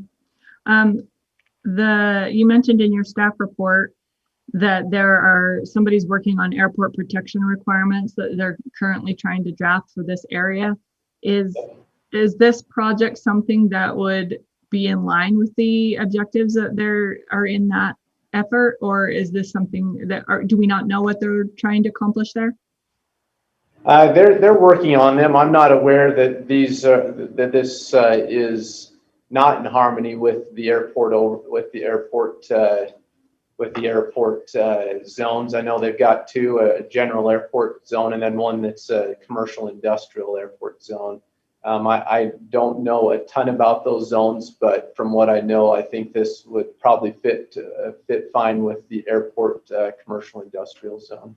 The residential area is not within the area being considered Right. for the zone, and the industrial property is consistent with what they're anticipating for the industrial zone, the airport industrial zone. Okay, I just wanted to double check that we weren't sneaking something in that they would regret in their long-term plans. Yeah. I guess we talked about that as a staff a little bit, and I guess I would note that this application has been in process since 2018, and so we feel that they had got started on this well before the process started with the airport zones. It's been a process. I wouldn't ever deny it on some sort of assumption, but I would, if it wasn't in line with their objectives, then maybe we could guide it a certain direction. That's why I was asking. My other concerns are maybe just to throw out there to think about as we get more comment from the developer and public, but I have not seen very many PDs done well, especially in regards to open space promises. So if you combine that with the floodplain concerns for me, I feel like it's a bad idea to build in an area where you might have high water table that's unnecessary that you could avoid. And I feel like maybe if there was more open space in this development that I would feel better about it. Then there was something else in Mr. Larson's report about the density, the net versus gross, and how those requirements have changed. So I don't know if, since this is kind of good in one, but not in the new, it fits under the old requirements that they submitted it under, but not so much under the new. If we maybe put those together and had a little bit more open space and pulled some of those proposed houses out of the very tip of that flood zone, that maybe we could address both potential problems at the same time. But that's just food for thought. Those are my questions. I'm done. Thank you, Commissioner Jensen. Commissioner Henry. So two quick questions. As I'm looking at this, I'm not seeing any connection, especially on the west side, for the interior residents to get to the trail. Has any discussion been made to provide easements through, some properties to get to that trail for the interior residents? No, you're right. Their plan does lack some connection there. I guess I would note this is a concept plan, and those types of details could be worked out at the development and plat stage. But that is definitely a good point. I don't see any connections either, other than perhaps utilizing that driveway. But yeah, there are none. Okay, and then a follow-up connection question: are there any pedestrian bridges connecting to the Provo Parkway Trail to this development, and obviously that one to the east? It would seem a shame to be so close to that trail and the connection it gives you to the city by bicycle to not have something connected. Is there any talk or plans to put in a pedestrian bridge in this area? I'm not aware of any. David, I don't know if you're aware of any, but certainly nothing has been proposed in connection with this development. Yeah, I'm not aware of anything, but if you could bring up like a little bit wider area map, Brandon, you'd see how close the Lakeshore Drive Bridge or the Lakeview Parkway Bridge would be to the east. It's like right on the edge, maybe show the edge of that next phase is right where, a little bit further west with your arrow. I don't know if, let's see. I'm not seeing the aerial. Oh. Where is it? Yeah, you could go right there. You can see where the road comes and stops at Center Street. Right there. That goes straight north. So yeah, right there. It goes straight north right there. There'll be a connection there across the bridge for pedestrians and over to the east at Lake Shore, but I know of nothing further west until you get to the bridge that goes across the river going into the Utah Lake State Park. Yeah, right there at the state park. Would the city be open if the applicant proposed a pedestrian bridge? Would the city be open to a bridge near this development? Yeah, we could certainly ask the developer. We have not talked about. I think we're always open to connections like that, but okay, there's probably a pretty good cost to them. But if somebody was to propose that, I think we would be in favor of it. Yeah, it would be a sizable bridge in that area, but okay. I think that's all I've got for right now.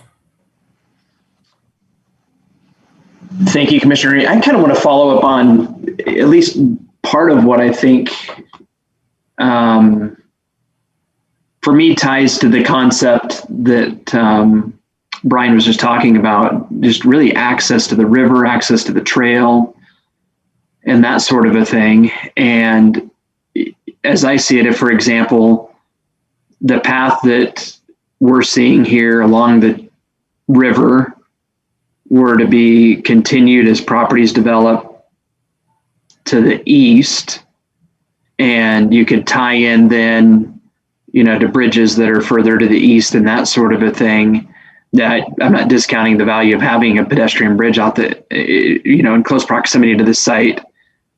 Those are great facilities and great amenities and that type of a thing, but you could almost have just access to a river trail environment uninterrupted all the way over to the bridge to the east and that type of a thing, and really have a great amenity, a great system, and that type of thing. So maybe for staff, just the idea of doing what would be needed to plan for that in terms of getting things on a plan and having the ability to require dedication of space for a trail and whatnot on the south side. Certainly, we'd love to see more amenities along the south side of that river.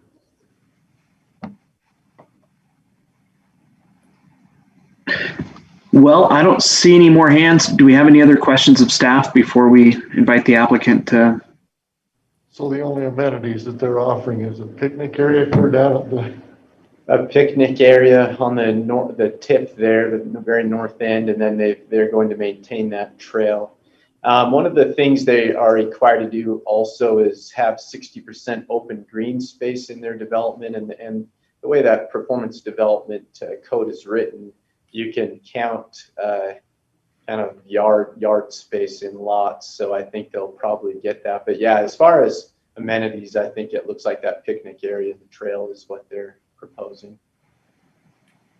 What are the sizes again of the lots? The lot size is average 7,400 square feet. Biggest is about 13,000 square feet, and the smallest is 6,000. Okay.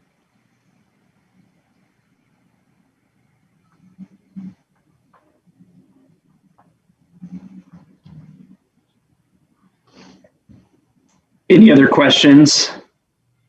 Robert? No, thank you. Okay, thank you. Well, I don't see any other hands. Do we have Mr. Morton with us tonight, or somebody representing the applicant? Yes, I'm here. Hold on, can everybody hear me? Yes. We can, yes. Wonderful. David, and thank you to the rest of the commissioners so much. We're excited to get to this point. and we're just excited to have feedback, whether it's good or bad, to the project. So thank you so much. We're very excited about this.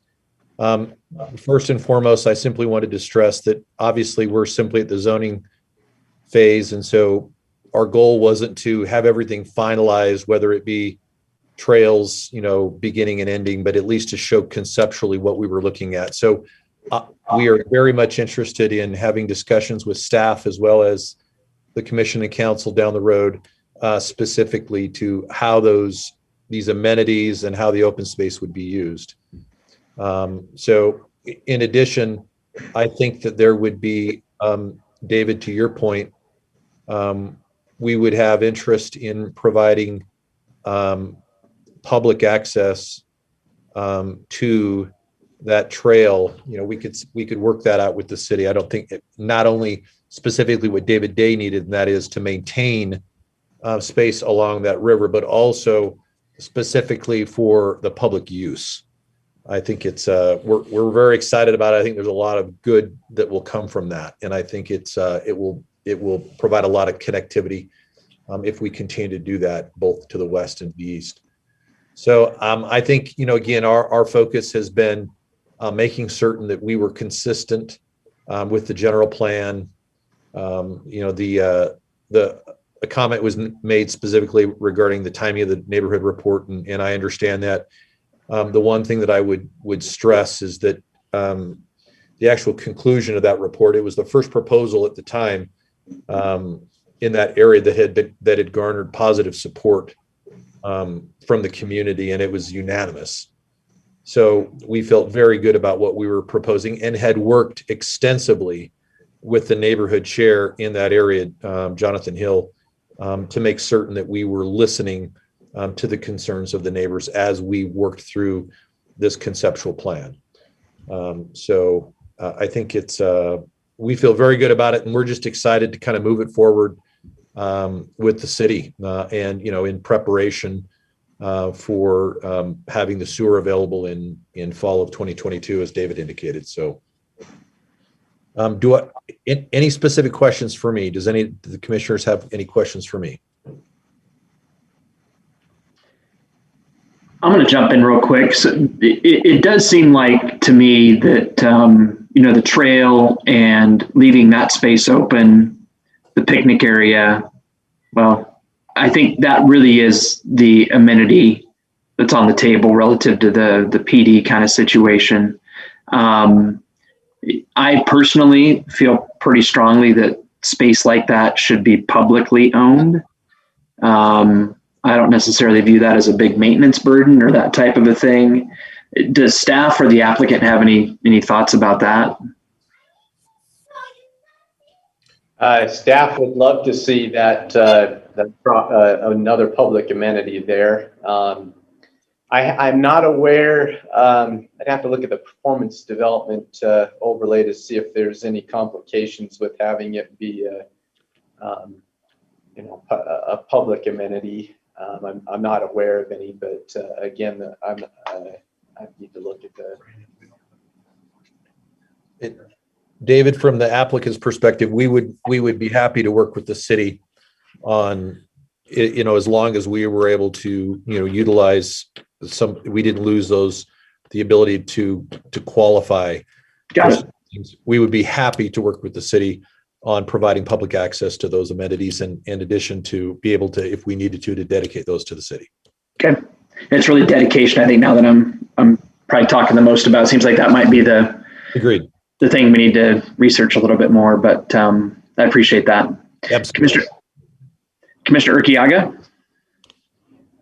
Yes, Mr. Morton, could you talk a little bit about what, with your experience of this property, you're going to need to do in terms of elevation, whether or not you'll be able to accommodate basements, and what you're doing to protect against any flood threats and those kinds of things? Absolutely. Thank you. Great question. So yeah, we have, the plan will be to raise the site. So we'll have some increase in that to make certain that we are, we are specific to the ordinance that David spoke about, specific to the floodplain area. currently right now there was I don't think we had no intentions of putting basements in this area. The challenge is that in order to do that, we would have to raise the site so high that I don't think it would probably be cost prohibitive. And it's just it's a difficult thing that it puts in, we as a developer, as well as in the city, it provides kind of a concern there. And I think it's something that can be avoided in this area. So we think that the area will support, even though, basements tend to be a real nice and needed feature in many ways in this area. We believe, though, that the area and the need for housing specifically in this area and this type of housing will really, it won't be an issue without basements. Okay, last question. Haven't really talked about this yet, but being so close to the airport, what about noise? Yeah, we have had multiple discussions, through this process over the last several years with the airport. I think there clearly is obviously some additional noise there. We don't see that ultimately being a major concern. It will be something that will be noted when the landowners are going through the purchase process. But we don't see there be any real major issue with this. I mean, we do projects, for example, up in Layton, where you've got Hill Air Force Base, with, in many ways, quite a bit more noise. But so I don't see that being a real overly major concern. I mean, right now, these homes are, they're very nice homes, but these are going to be, homes where you'll have younger families. And so these are not going to be in this area specifically, most likely $1 million homes. So they're probably will be willing to put up with a little bit of that to be able to live in a very nice area in West Provo. So. Okay, thank you. You bet, my pleasure.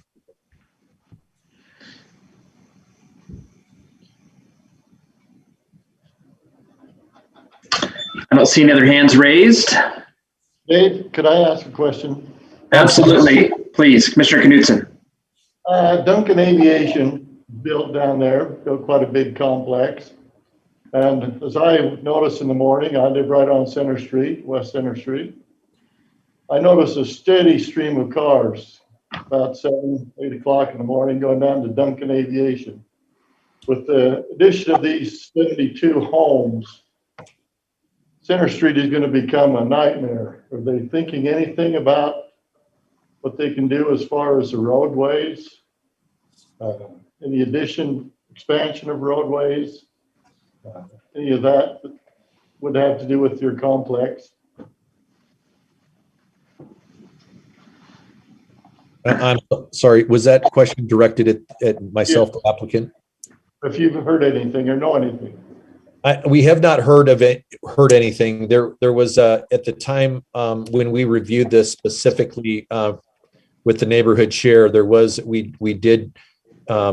some traffic review and study done, and at the time the proposed density it was concluded would not put a strain on the traffic in the area, based on the fact that we were single family residential, and the density was not it was not very high at all. So I'm not aware specifically of anything other than the fact that we would provide any specific improvements that we would be required along Center Street when the development was done, that the city required. Thank you. You bet. Mr. Day, do you have anything to add to that, just relative to kind of future plans, that type of thing out there? Yeah, so as things continue to grow, we would look at, possibly expanding Center Street.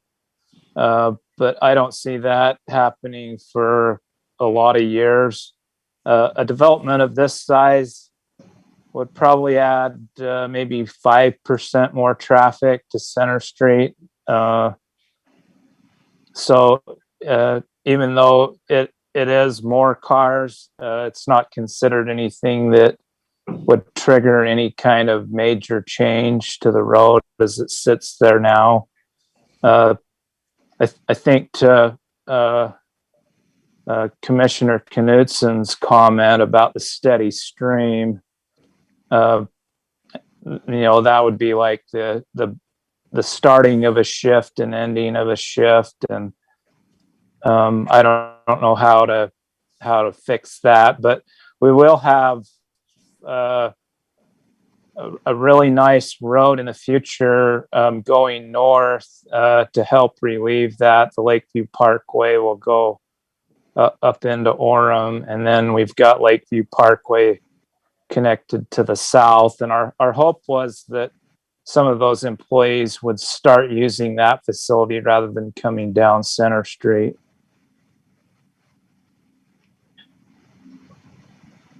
Okay, thank you. Commissioner Henry. Yeah, so piggybacking on that, as I look at this development and I see area 2, 3, and 4, so lately I've been doing a lot of study on good urban design and street versus adjacent use compatibility. And the one thing I'm finding is that the higher the intensity of the street, the higher the intensity of the developments beside them should be. And so as we look at these streets within section 1, they're all local streets. They have low intensity uses. That makes sense. 2, 3, and 4 to me are more high intensity uses, and they're along Center Street, which is a high intensity street. The struggle I'm having in general with the way we develop is the single family against Center Street, especially because Center Street is just going to continue to grow. As more development comes out here, it's going to be higher traffic. And it seems to me like we're combining incompatible uses of Center Street that's high intensity with single family that's low intensity. And it's I guess just a general comment on our planning that we never plan the road with the use beside it. It seems like sometimes they're incongruent. And I'm not sure how we would fix that here. I mean, just shooting from the hip, even townhomes along Center Street to me gives that higher intensity use along a higher intensity street. And I think we cause problems when we know Center Street is going to grow in intensity, and to put such a low intensity use, I feel like we're just creating problems down the road, at least along Center Street with that housing. Not really sure how we fix that, but I guess just to open that up for a discussion. I was debating whether to bring that up, but since Commissioner Knudsen mentioned that, the possible widening of Center, that was a question I had as well. Are we going to be taking yards in the future, or are we planning that road will eventually grow, and are we putting in medians large enough to absorb that growth? Sorry, that was a lot. That was just kind of my comment. That was quite a bit. Thank you. I'm running on 4 hours of sleep, so it probably wasn't. Well, I'll tell you, good urban design and industrial flex space, that's a really tall task, I would say, but I would say that some things to kind of help along here as far as aesthetics and maybe a little bit of buffering we've got a West Center Street design corridor along here, and I know that there's some additional setbacks and some design standards that would come into play. There also may be there are some transitional residential requirements that may come into play here too, with the kind of that interface between areas 1 and 2. That those transitional setbacks require when those come into play, you have like additional landscape yards that are required to kind of create a buffer. So a couple of additional things that may kind of help a little bit in that regard. I do want to compliment the applicant on the variation of lot sizes. Nothing bothers me more than a neighborhood that's all 8,000s with 1 or 2 9,000s. So I do like the variation in lot size on this one. Thank you.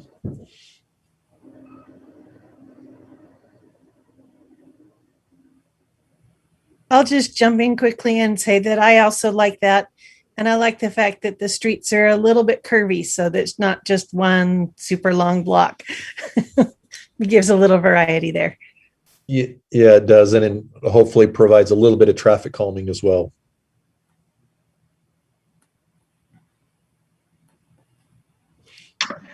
Well, and I'll just add, I made a comment about the flex space a minute ago. I love that type of space and what it can do in terms of wonderful things, I think, in terms of accommodating, different types of companies, throughout different points maybe of their evolution, and just the contribution that the availability of that kind of space can make to a community in different ways, I think is wonderful. I think that's a great fit in the proximity to the airport that we're talking about here, as is the other space that's a little bit further to the west there. I sure wish we were seeing more proposals for single family homes on individual lots in Provo. I know that's really what this area has been earmarked for. So that's very easy for me to get excited about as well. It's a really interesting combination of things to see in one, concept plan proposal, and with one, zone change, even with some distinct zones and that and whatnot. But I like it.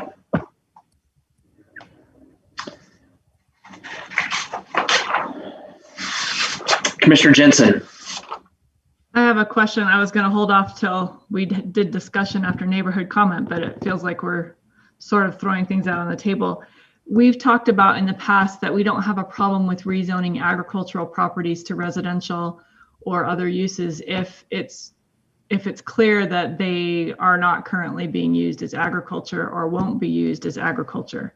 Is the fact that the owner of this agricultural land says it's too hard to take care of it as agricultural land anymore enough cause for us to say, all right, out with the agricultural land?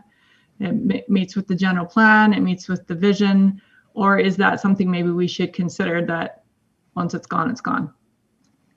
I don't necessarily feel strongly one way or the other. I just wanted to throw that out to make sure we're considering it as a something we couldn't go back and get afterwards. So we've talked about that before as far as what constitutes agricultural land that's ready to be rezoned.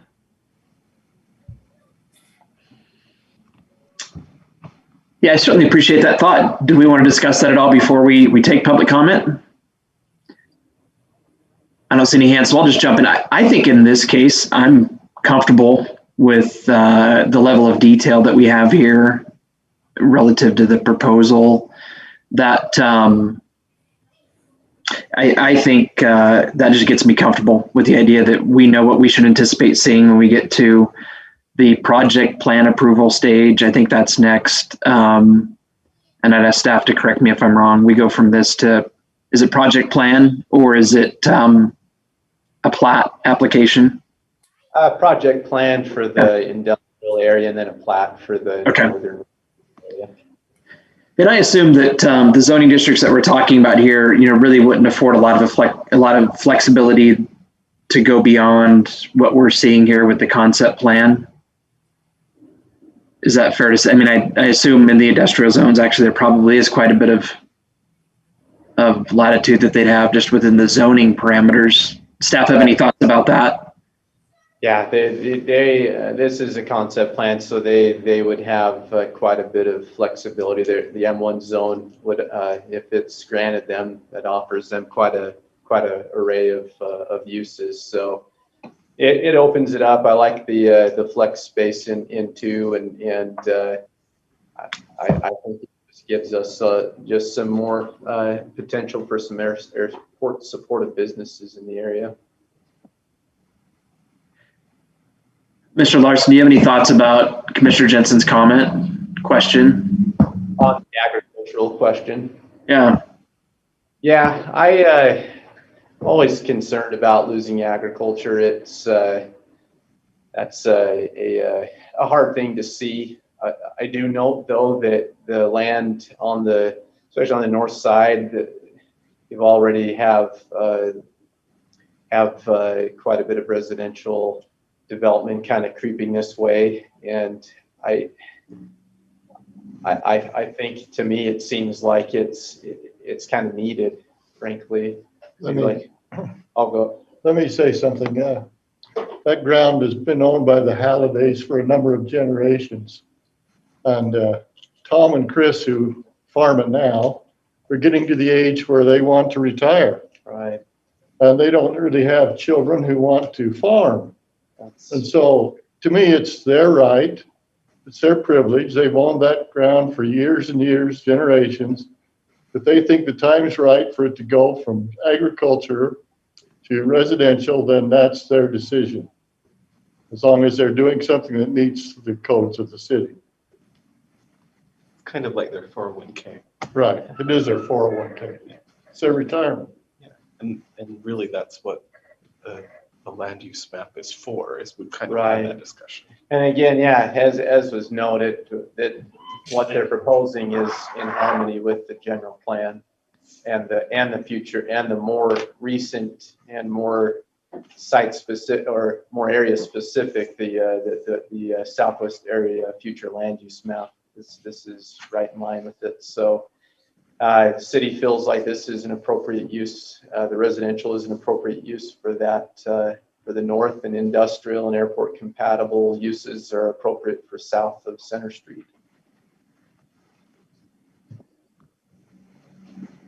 Okay, thank you. I appreciate that. And I don't see anybody else ready to jump in. We've covered a ton of ground. So if staff could help us open the public comment, unless somebody objects, I say we take public comment on both items 3 and 4 now. No public comments at this time. 45 seconds.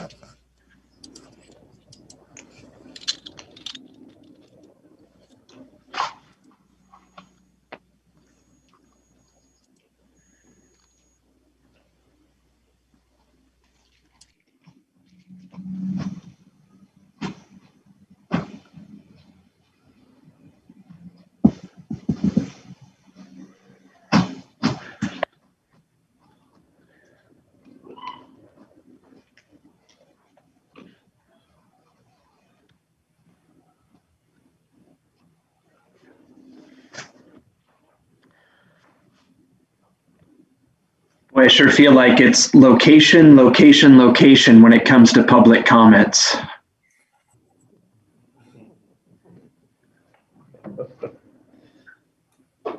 No public comments. Okay, wonderful. Thank you. Well, we have both concept plan approval before us, item number 3, and then the subsequent proposed zone change. Anything else commissioners want to talk about here?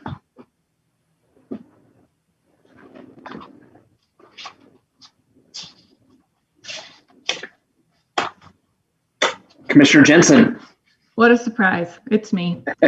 I would love to hear what the other commissioners feel about this being a PD and the open space requirements being met. I have a really bad taste in my mouth with PDs and the way I've seen some of them be done. And I know that these developers seem to have really good intentions, but once a project's done, sometimes it falls by the wayside. So I would love to hear if that raises any concerns for anyone.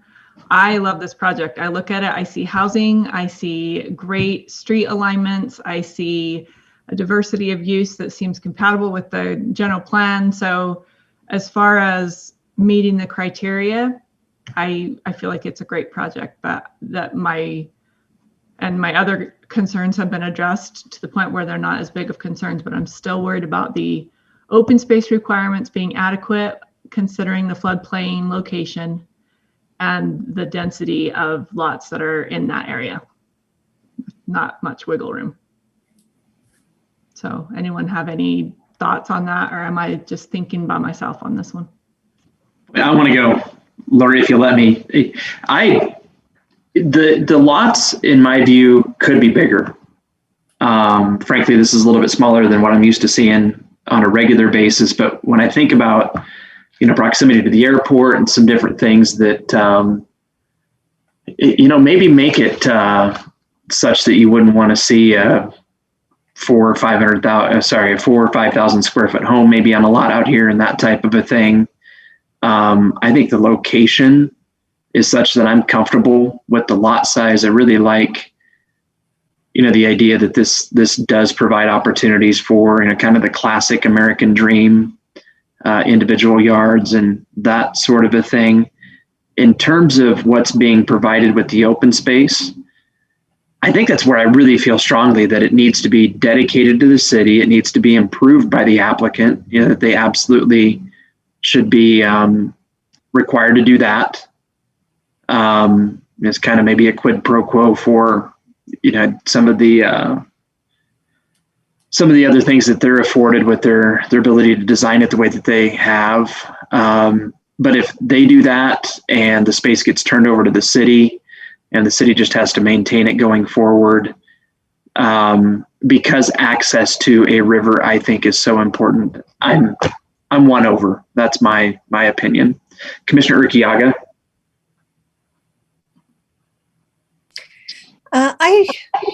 I like this plan a lot. And so I would like to see the amenity space. That doesn't look like it's very much in terms of the picnic area, but with the trail, I do think that actually adds a significant amount of space. I would like to see a little bit more access going through the west and then to the northeast, so that there might be some sort of a right of way that gets people through on bikes or whatever. So it doesn't seem like a huge amount of space the way it's laid out, but then when you count that road in it or the trail in it, that's actually quite a bit of land out there. And if it's well kept, then that's good. These really are going to be starter homes. And I think we need some of those that are single family starter homes.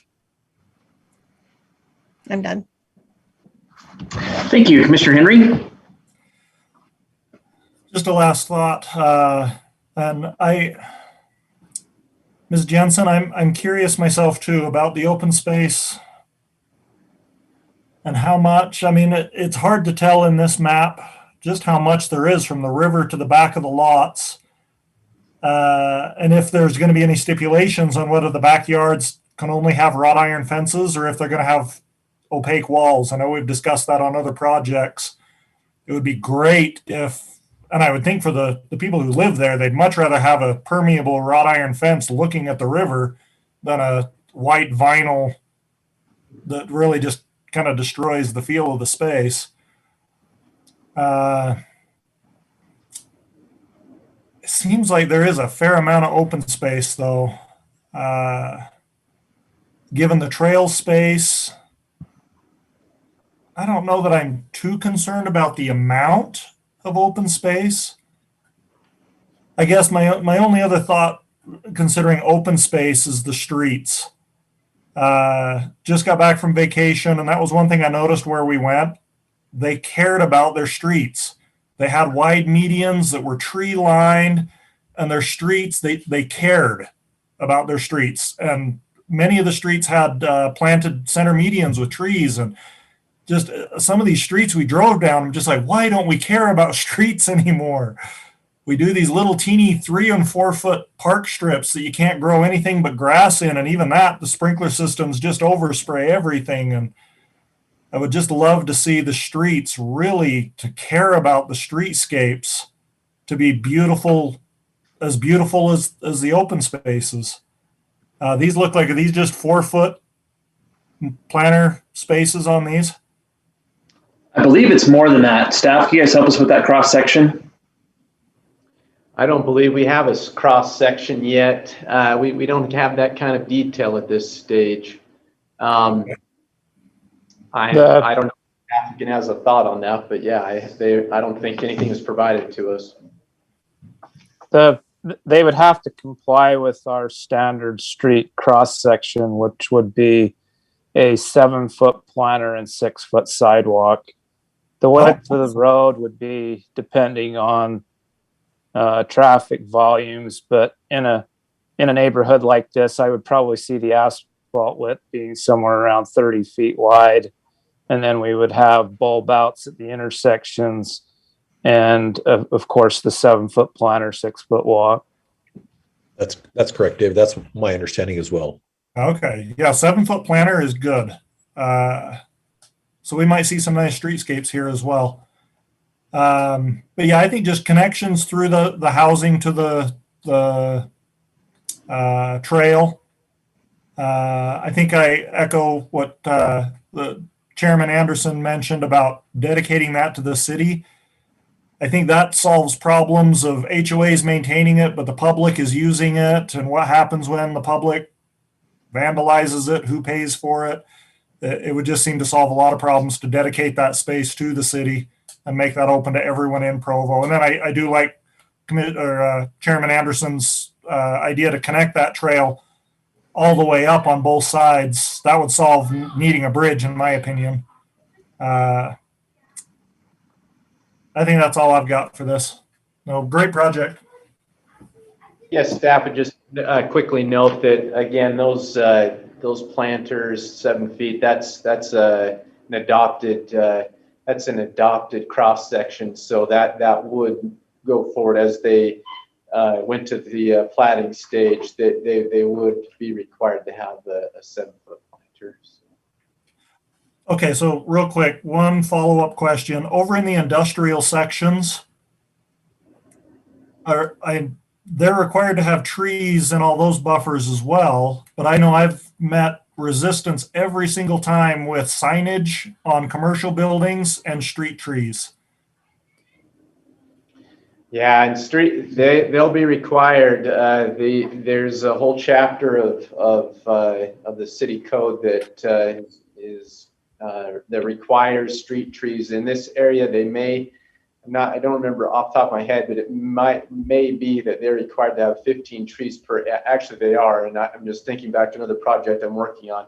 They're required to have 15 trees per acre, and on top there's even more strict than that, and that's the design, the West Center Street Design Corridor standards that will kick in some additional landscaping. So I think there's going to be plenty of opportunity and requirements to beautify this the industrial areas and the center street. Are signs allowed in those medians to kind of help mitigate the sign issue when signs are on buildings? In the medians? Or in the park strip, sorry. I'm not aware that they'd be allowed in the park strips.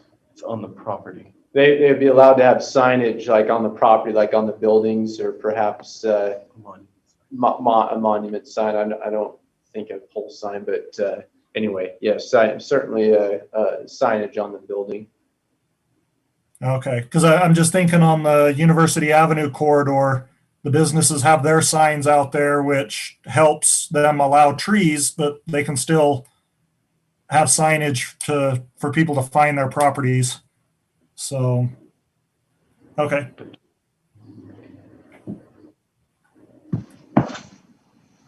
Commissioner Gonzalez.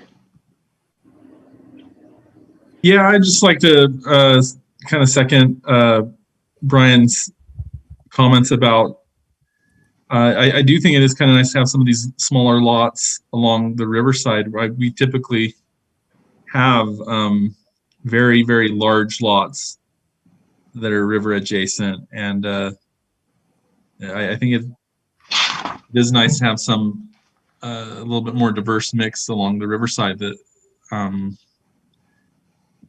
yeah, that's all. Yeah, thank you.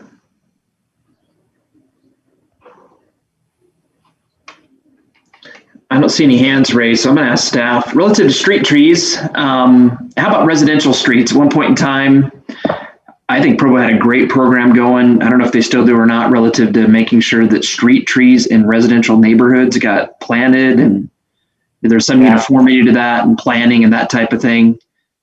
They're required one every 25 feet in the park strips. I don't think there's anything easier than that, and I don't think there's anything that makes a bigger difference down the road than that. As you drive through neighborhoods where, they got some age to them, and you can see just, it's an incredible difference from places where that's not required. So I think that's great. Anything else? Okay, again, since I don't see any hands raised, there are three things that I heard that I think make some sense to, maybe give the applicant some direction on. And I kind of wonder if staff can help me understand exactly what the appropriate step might be for us as the Planning Commission. If, for example, when we see a project plan, we wanted to be able to talk about some type of proposal for uniform fencing around the exterior part of the development, particularly next to the river, whether it be wrought iron type fencing, something like that, or whatever else, just so that can be a topic of discussion. And ahead street trees sounds like that's a non-issue, but then also just back to, kind of dedicating that space. I don't know if we do conditions with a concept plan review and what kind of weight that would hold going forward or anything like that. Is it just the nature of the conversation that leads us to expect the applicant to include things with the project plan, or how would that work? The advice of the Attorney's Office in Provo City has always been that the Planning Commission or City Council should express those concerns to the applicant and ask the applicant how he would respond or she would respond to those concerns. That it's difficult for the Planning Commission or City Council to actually put conditions of approval on a zone change. But if these things aren't brought to some kind of understanding now that gets memorialized into a development agreement, then the city staff has no way to make those things happen on the next stage. Are there any city requirements that would come into place, I guess, for the dedication, not for like the perimeter fencing? I'm trying to think of a requirement for the fencing, and I'm not aware of anything. There's no residential design. There's the Center Street design corridor standard, but I don't know that it would require a certain type of fencing along the river there. So. Well, maybe one more thought for me before we move on, but Mr. Morton, any thoughts? Probably not a lot more than what we've indicated. David, we would be happy again to entertain a discussion specific to, dedication of that trail and that open space. We would improve that as we had indicated. And I would obviously, in my opinion, I'm memorializing it by telling you right now. So in addition, specific to fencing, obviously we would comply with whatever was required.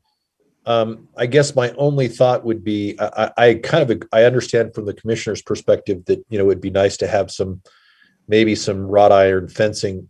I think the challenge would be some of these homes, there may be some privacy specific concerns that some of them would have. And I would hate to take some of that away from those individual residents in some ways, specific to their backyard. And if there's a trail right there, type of a thing. And I do understand it would be nice to keep that open and free. But that would be my only concern really at this stage is, kind of restricting those individuals from a privacy perspective, those homeowners. But we would, go ahead, please. Sorry. Mr. Morton, since those things that you are willing to commit to, since you're willing to do that verbally, I'm assuming that you'd also be okay with those being memorialized in a development agreement. Is that correct? Absolutely. Yeah, for sure. Yeah. And which we're already in discussions currently with Provo City right now as well. So we would be happy to discuss those with staff and the commission at any point in time.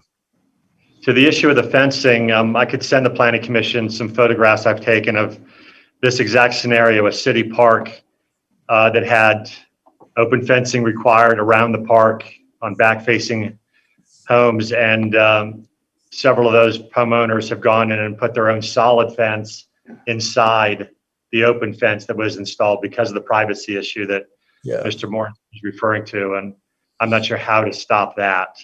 Yeah.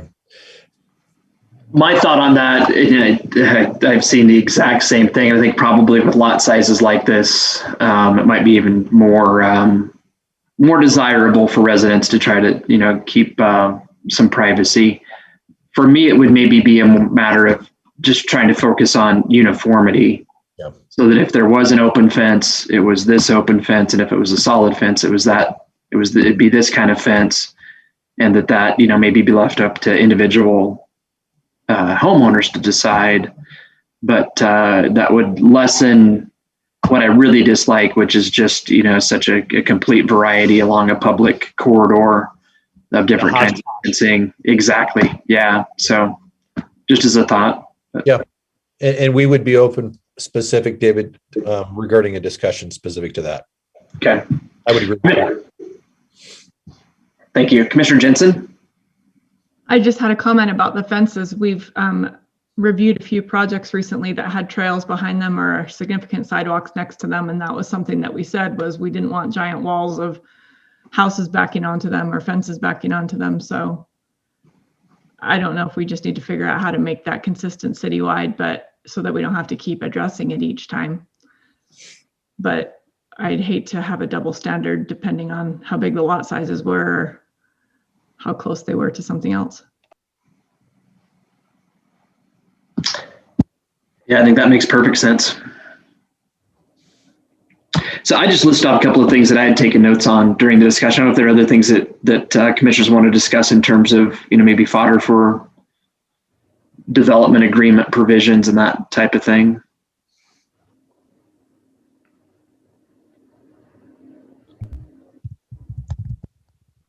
And if not, two different items here. The first one, I believe the commission would approve. The other one, item 4, we would be making a recommendation.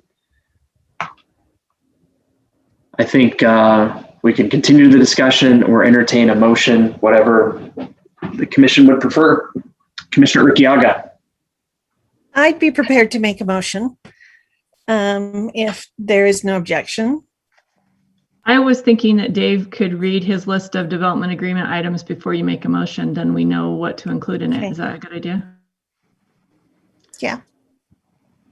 Yeah, it's frankly very short. At this point, it's just that the applicant would define the types of fencing that would be installed along the river to allow for potentially a couple of different options, but not more than 2.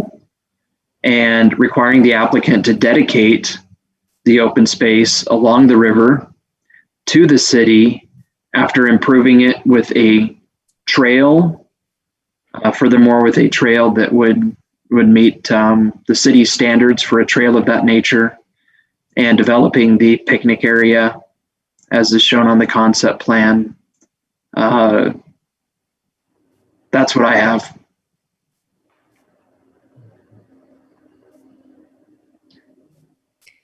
Did you mention connectivity to the river being designed in the plan so that there are trails coming from the development to the river? That's a really good question. I see, obviously there's that one finger up above. That would be a great connection point. Something to the west. And Mr. Morton, I think that makes perfect sense. Something there to the west and probably on the east end of the development to the north as well. I'm guessing with 15 or so lots, it's probably about 1,000 feet or so on the north end. I think, an additional connection to the river, both north and west, makes sense. Do you have any concerns with that? No, not connecting to the river. No. As long as I don't want to get into a specific discussions regarding crossing the river at this stage. Got it. Yeah, I'm envisioning maybe a 20-foot wide corridor with a 10-foot wide path through it or something like that to connect the public street to the public trail on the river. Right. Okay. So thank you. I would suggest that third point be added as well, and maybe we can flesh that out if there are concerns with that as part of the discussion. Commissioner Jensen. I thought I'd raise my hand this time. The only other thing I took note of that maybe would be in a development agreement was at one point we talked about having a plan for some sort of buffer for those lots that front onto Center Street so that you don't have the single family houses backing onto it. But I don't know if that's a development agreement thing or just food for thought. Does staff have any thoughts about that? So they can't have direct access. Their driveways can't be on Center Street because of the status of that road. Recently, we did something with the Corbett Gardens development, where they agreed to access their lots. They're required to access their lots on the other side to the north. So yeah, I think we already have a requirement from the city that says they can't develop it. And there's also again, West Center Street corridor design standards that will come into play here too to kind of set things off the road a little bit and beautify that through that area. So.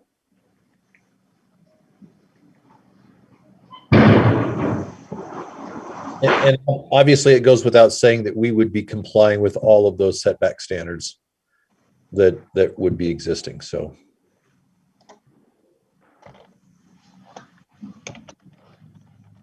okay, anything else? I'm ready to make my motion. I move that we approve item number 3. Dave Morton requests concept plan approval in conjunction with zone change requests for 72 single-family homes and 31 acres of industrial space located at approximately 3450 West Center Street, with the expectation that the applicant will work with the city and sign a development agreement that will consider issues of fencing and trail dedication and maintenance and connectivity to the trail from the interior of the development.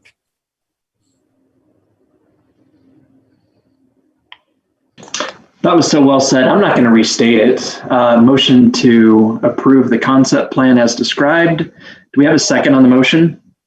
I'll second. Thank you. That was Commissioner Knutson. Any discussion on the motion? Wonderful. So once again, roll call. Commissioner Jensen. I can see it. Aye. Thank you. Commissioner Gonzalez. Aye. Commissioner Urquiaga. Aye. Commissioner Henry. Aye. Commissioner Knutson. Aye. And I vote aye as well. Thank you. Any additional discussion for item number 4? If not, anybody would care to make a motion? I'd be happy to move again. I think we're ready. Okay. For item number 4, Dave Morton requests zone changes from A110 to M1 light manufacturing, R18 PD, performance development, and RA residential agricultural for approximately 54 acres of property located at approximately 3450 West Center Street, and that we would recommend that the municipal council approve that request. Okay. Thank you once again. Motion to recommend approval of item number 4. Do we have a second for that motion? I'll second again. Once again, Commissioner Knutson, thank you. Any discussion on the motion?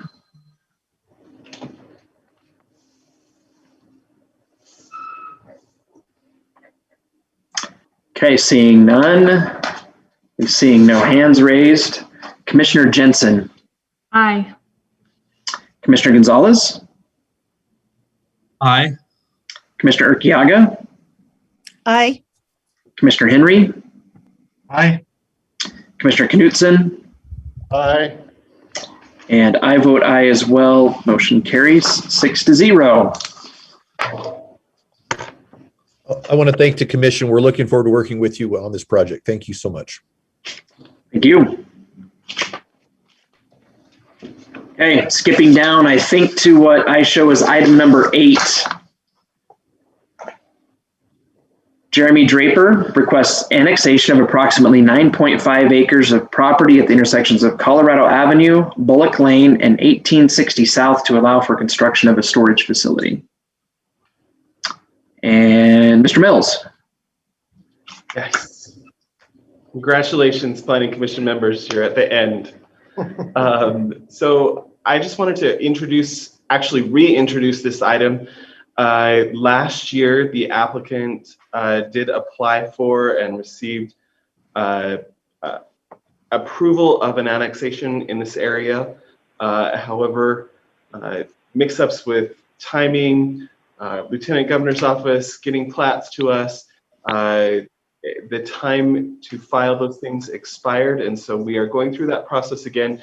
And it's actually fortuitous because the area that we are now annexing includes that original area, but also additional area to make sure that the applicant's project can go forward.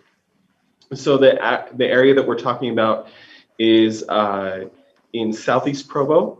The Western Metals facility is to the west of this property. The railroad runs along the east boundary. And then this is 1860 South, or what is now known as the extension of Lakeview Parkway. And then the Treeside School that you folks are very familiar with is here. So just to show you a little bit of additional information, this property is included in our Area 2 annexation policy.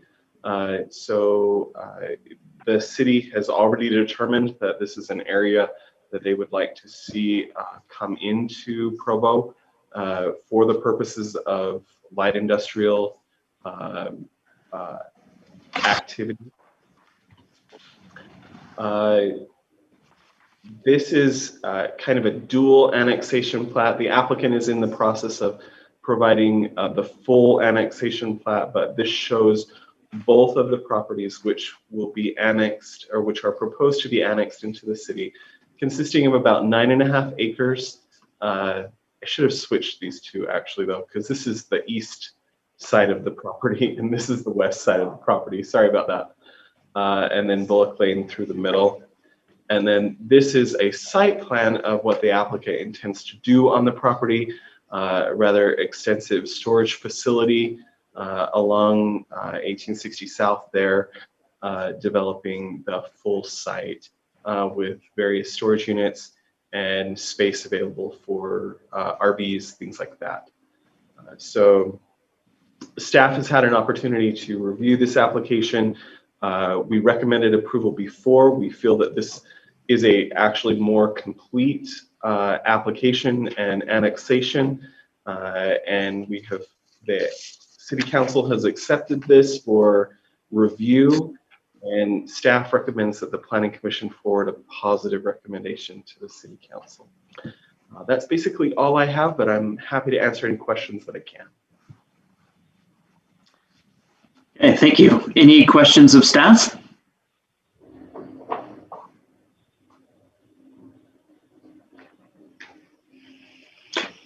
Okay. Mr. Draper, do you have anything to add to Robert's presentation?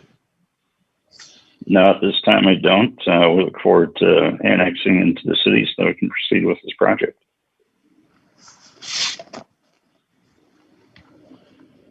Okay, thank you. Commission, any questions for the applicant? Okay. Public comment? No public comments yet. 30 seconds.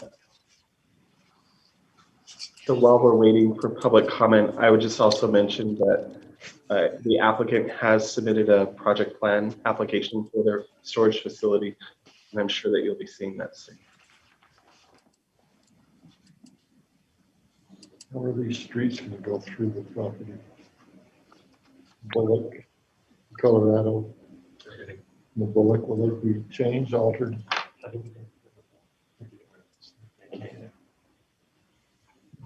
So it'll just be this one, right? Colorado.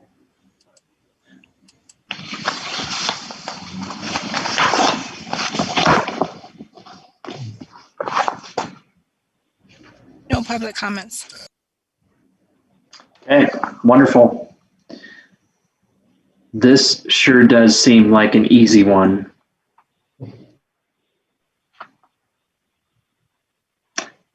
I agree. Now, are we just making a recommendation formally on the annexation, or is the zoning part of the question as well?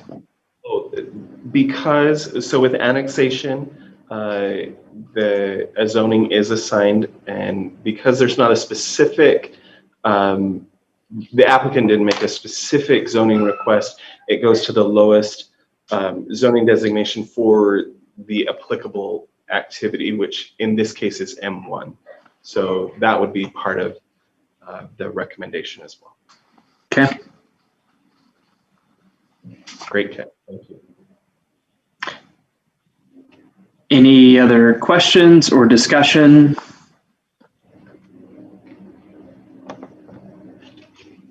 Or a motion?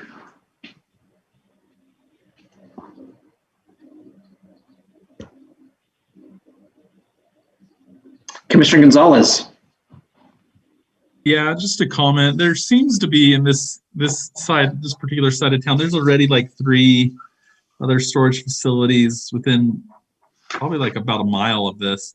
But given where it's located, you know, sandwiched between the railroad tracks and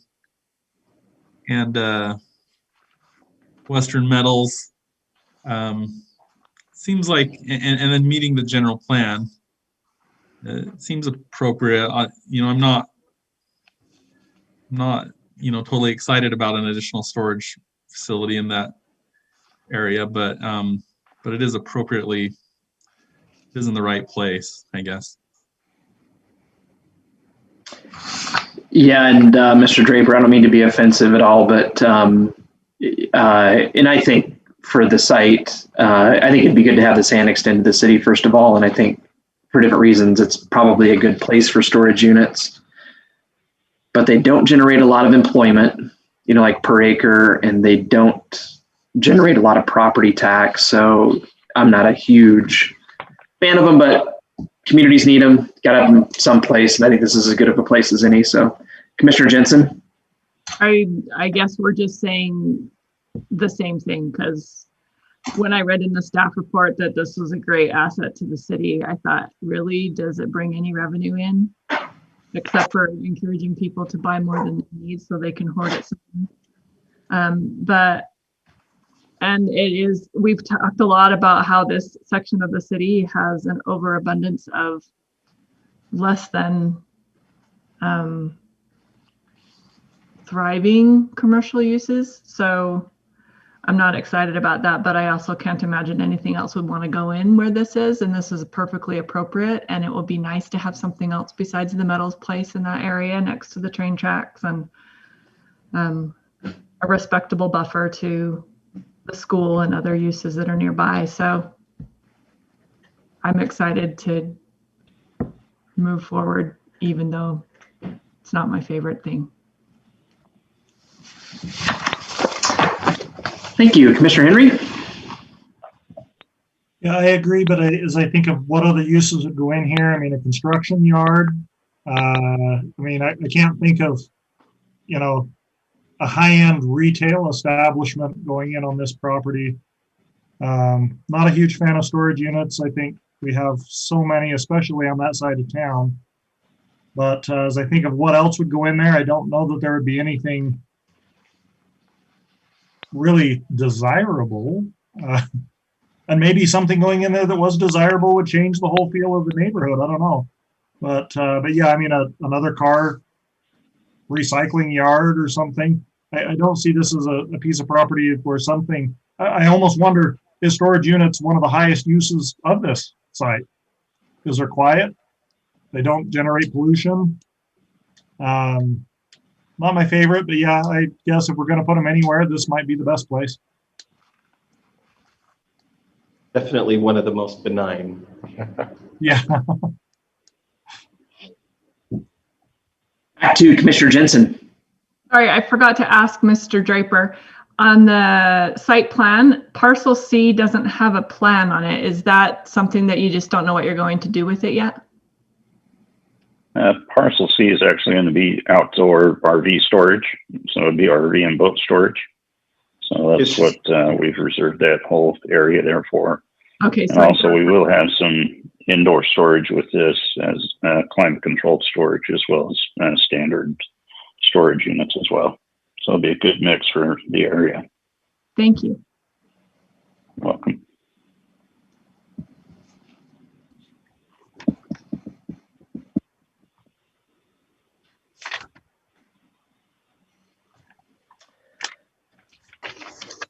Okay. Back to Commissioner Henry. A quick question for staff. I'm seeing on there Bullock Lane. Is that an existing road? That looks like that's going to be fully inside of this development. Does that road connect anywhere? And is there a problem is that almost going to be privatized with this development?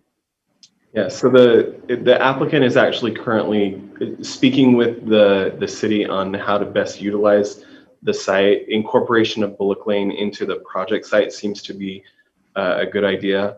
And because it does just terminate, and so it's a dead-end street that could probably be better utilized and incorporated into the project. But that's definitely something that you will be seeing more and understanding more in the project plan process. Okay. But I could probably expand on that a little more, Robert, if you'd like. Yeah, go ahead. The idea, back when Western Metals went in, they dedicated Colorado Avenue all the way up to where it intersects with where Bullock used to go. So our thought was Bullock has always just been kind of a prescriptive use road. We have utilities in that road. We would maintain an easement for all those utilities, but essentially they would build their storage units and respect our easement through their storage facility. But in exchange for doing that, they would contribute money to build Colorado Avenue all the way up to where it connects to the Bullock to the north. So that road would now be functional, where right now it's just it goes to a cul-de-sac and kind of dead ends, and that would be where we would hook on and take it north, and then all of the traffic that comes through there would come through that way, and the Bullock, where it breaks off and goes east, would enter into their storage facility.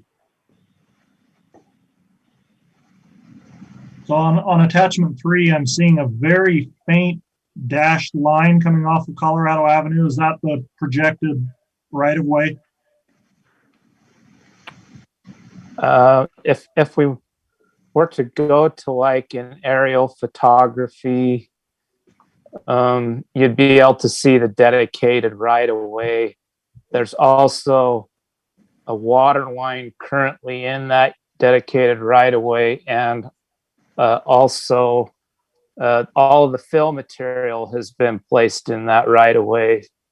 So it would be just a matter of adding road base and asphalt to that already filled up area. So Okay.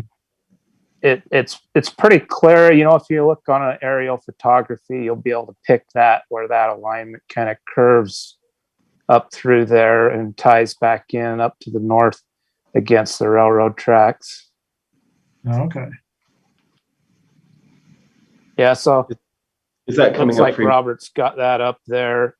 You can see on the aerial, you see Colorado. It's kind of on a radius right there over to the left, and then it turns again and goes due north and ties in up there to the north. So that would be where all of the traffic would now flow through that way.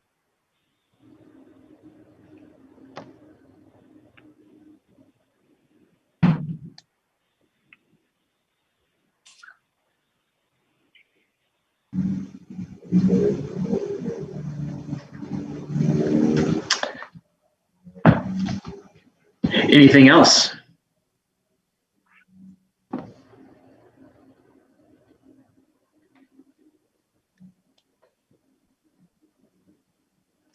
So the recommendation would be to either recommend that the annexation be approved or denied. If it's for approval, I put down M1 zoning. Is that right? That staff would suggest that we recommend that the property be zoned M1 upon annexation? That's correct, because that's the least intrusive of any industrial zone. The least intense. Okay. My neighbor has finished moving his trash cans, so if you could hear that rumble. Anyway, I'm prepared to make that motion. Please. I move that we recommend that the city approve item number 8, Jeremy Draper requests annexation of approximately 9.5 acres of property at the intersections of Colorado Avenue, Bullock Lane, and 1860 South to allow for construction of a storage facility. And with that annexation, that the zone of M1 be assigned to the property. Excellent. Thank you. Recommendation to approve item number 8 with M1 zoning being assigned. Do we have a second for that motion? I'll second. Commissioner Knutson again, thank you. Any discussion on the motion?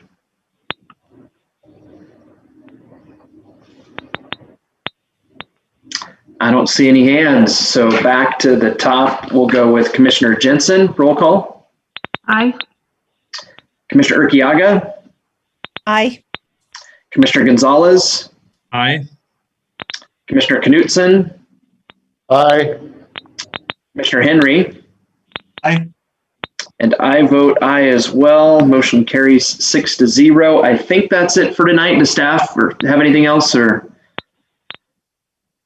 Nope, that's it. Okay, maybe just one quick question. Is anybody talking about the prospect of being able to have in-person meetings again soon in Provo? You have a feel for when that might happen? There's definitely discussion. I think that we're just following the governor's lead on what he feels comfortable with and when those executive orders will go away. With the masks. The masks, yeah. April 20th. I think there is a desire, though, to continue having the ability to meet through Zoom, and then just creating the community development conference room as an anchor location. Huh. So. Okay. Well, certainly entertain a motion to adjourn. I'll motion to adjourn. Thank you, Commissioner Henry. Do we have a second? I'll second. At so many seconds, I think that was unanimous, so we'll just say we're adjourned. Thanks, everybody. Hey, guys. Thank you. Thanks, everybody. Good night.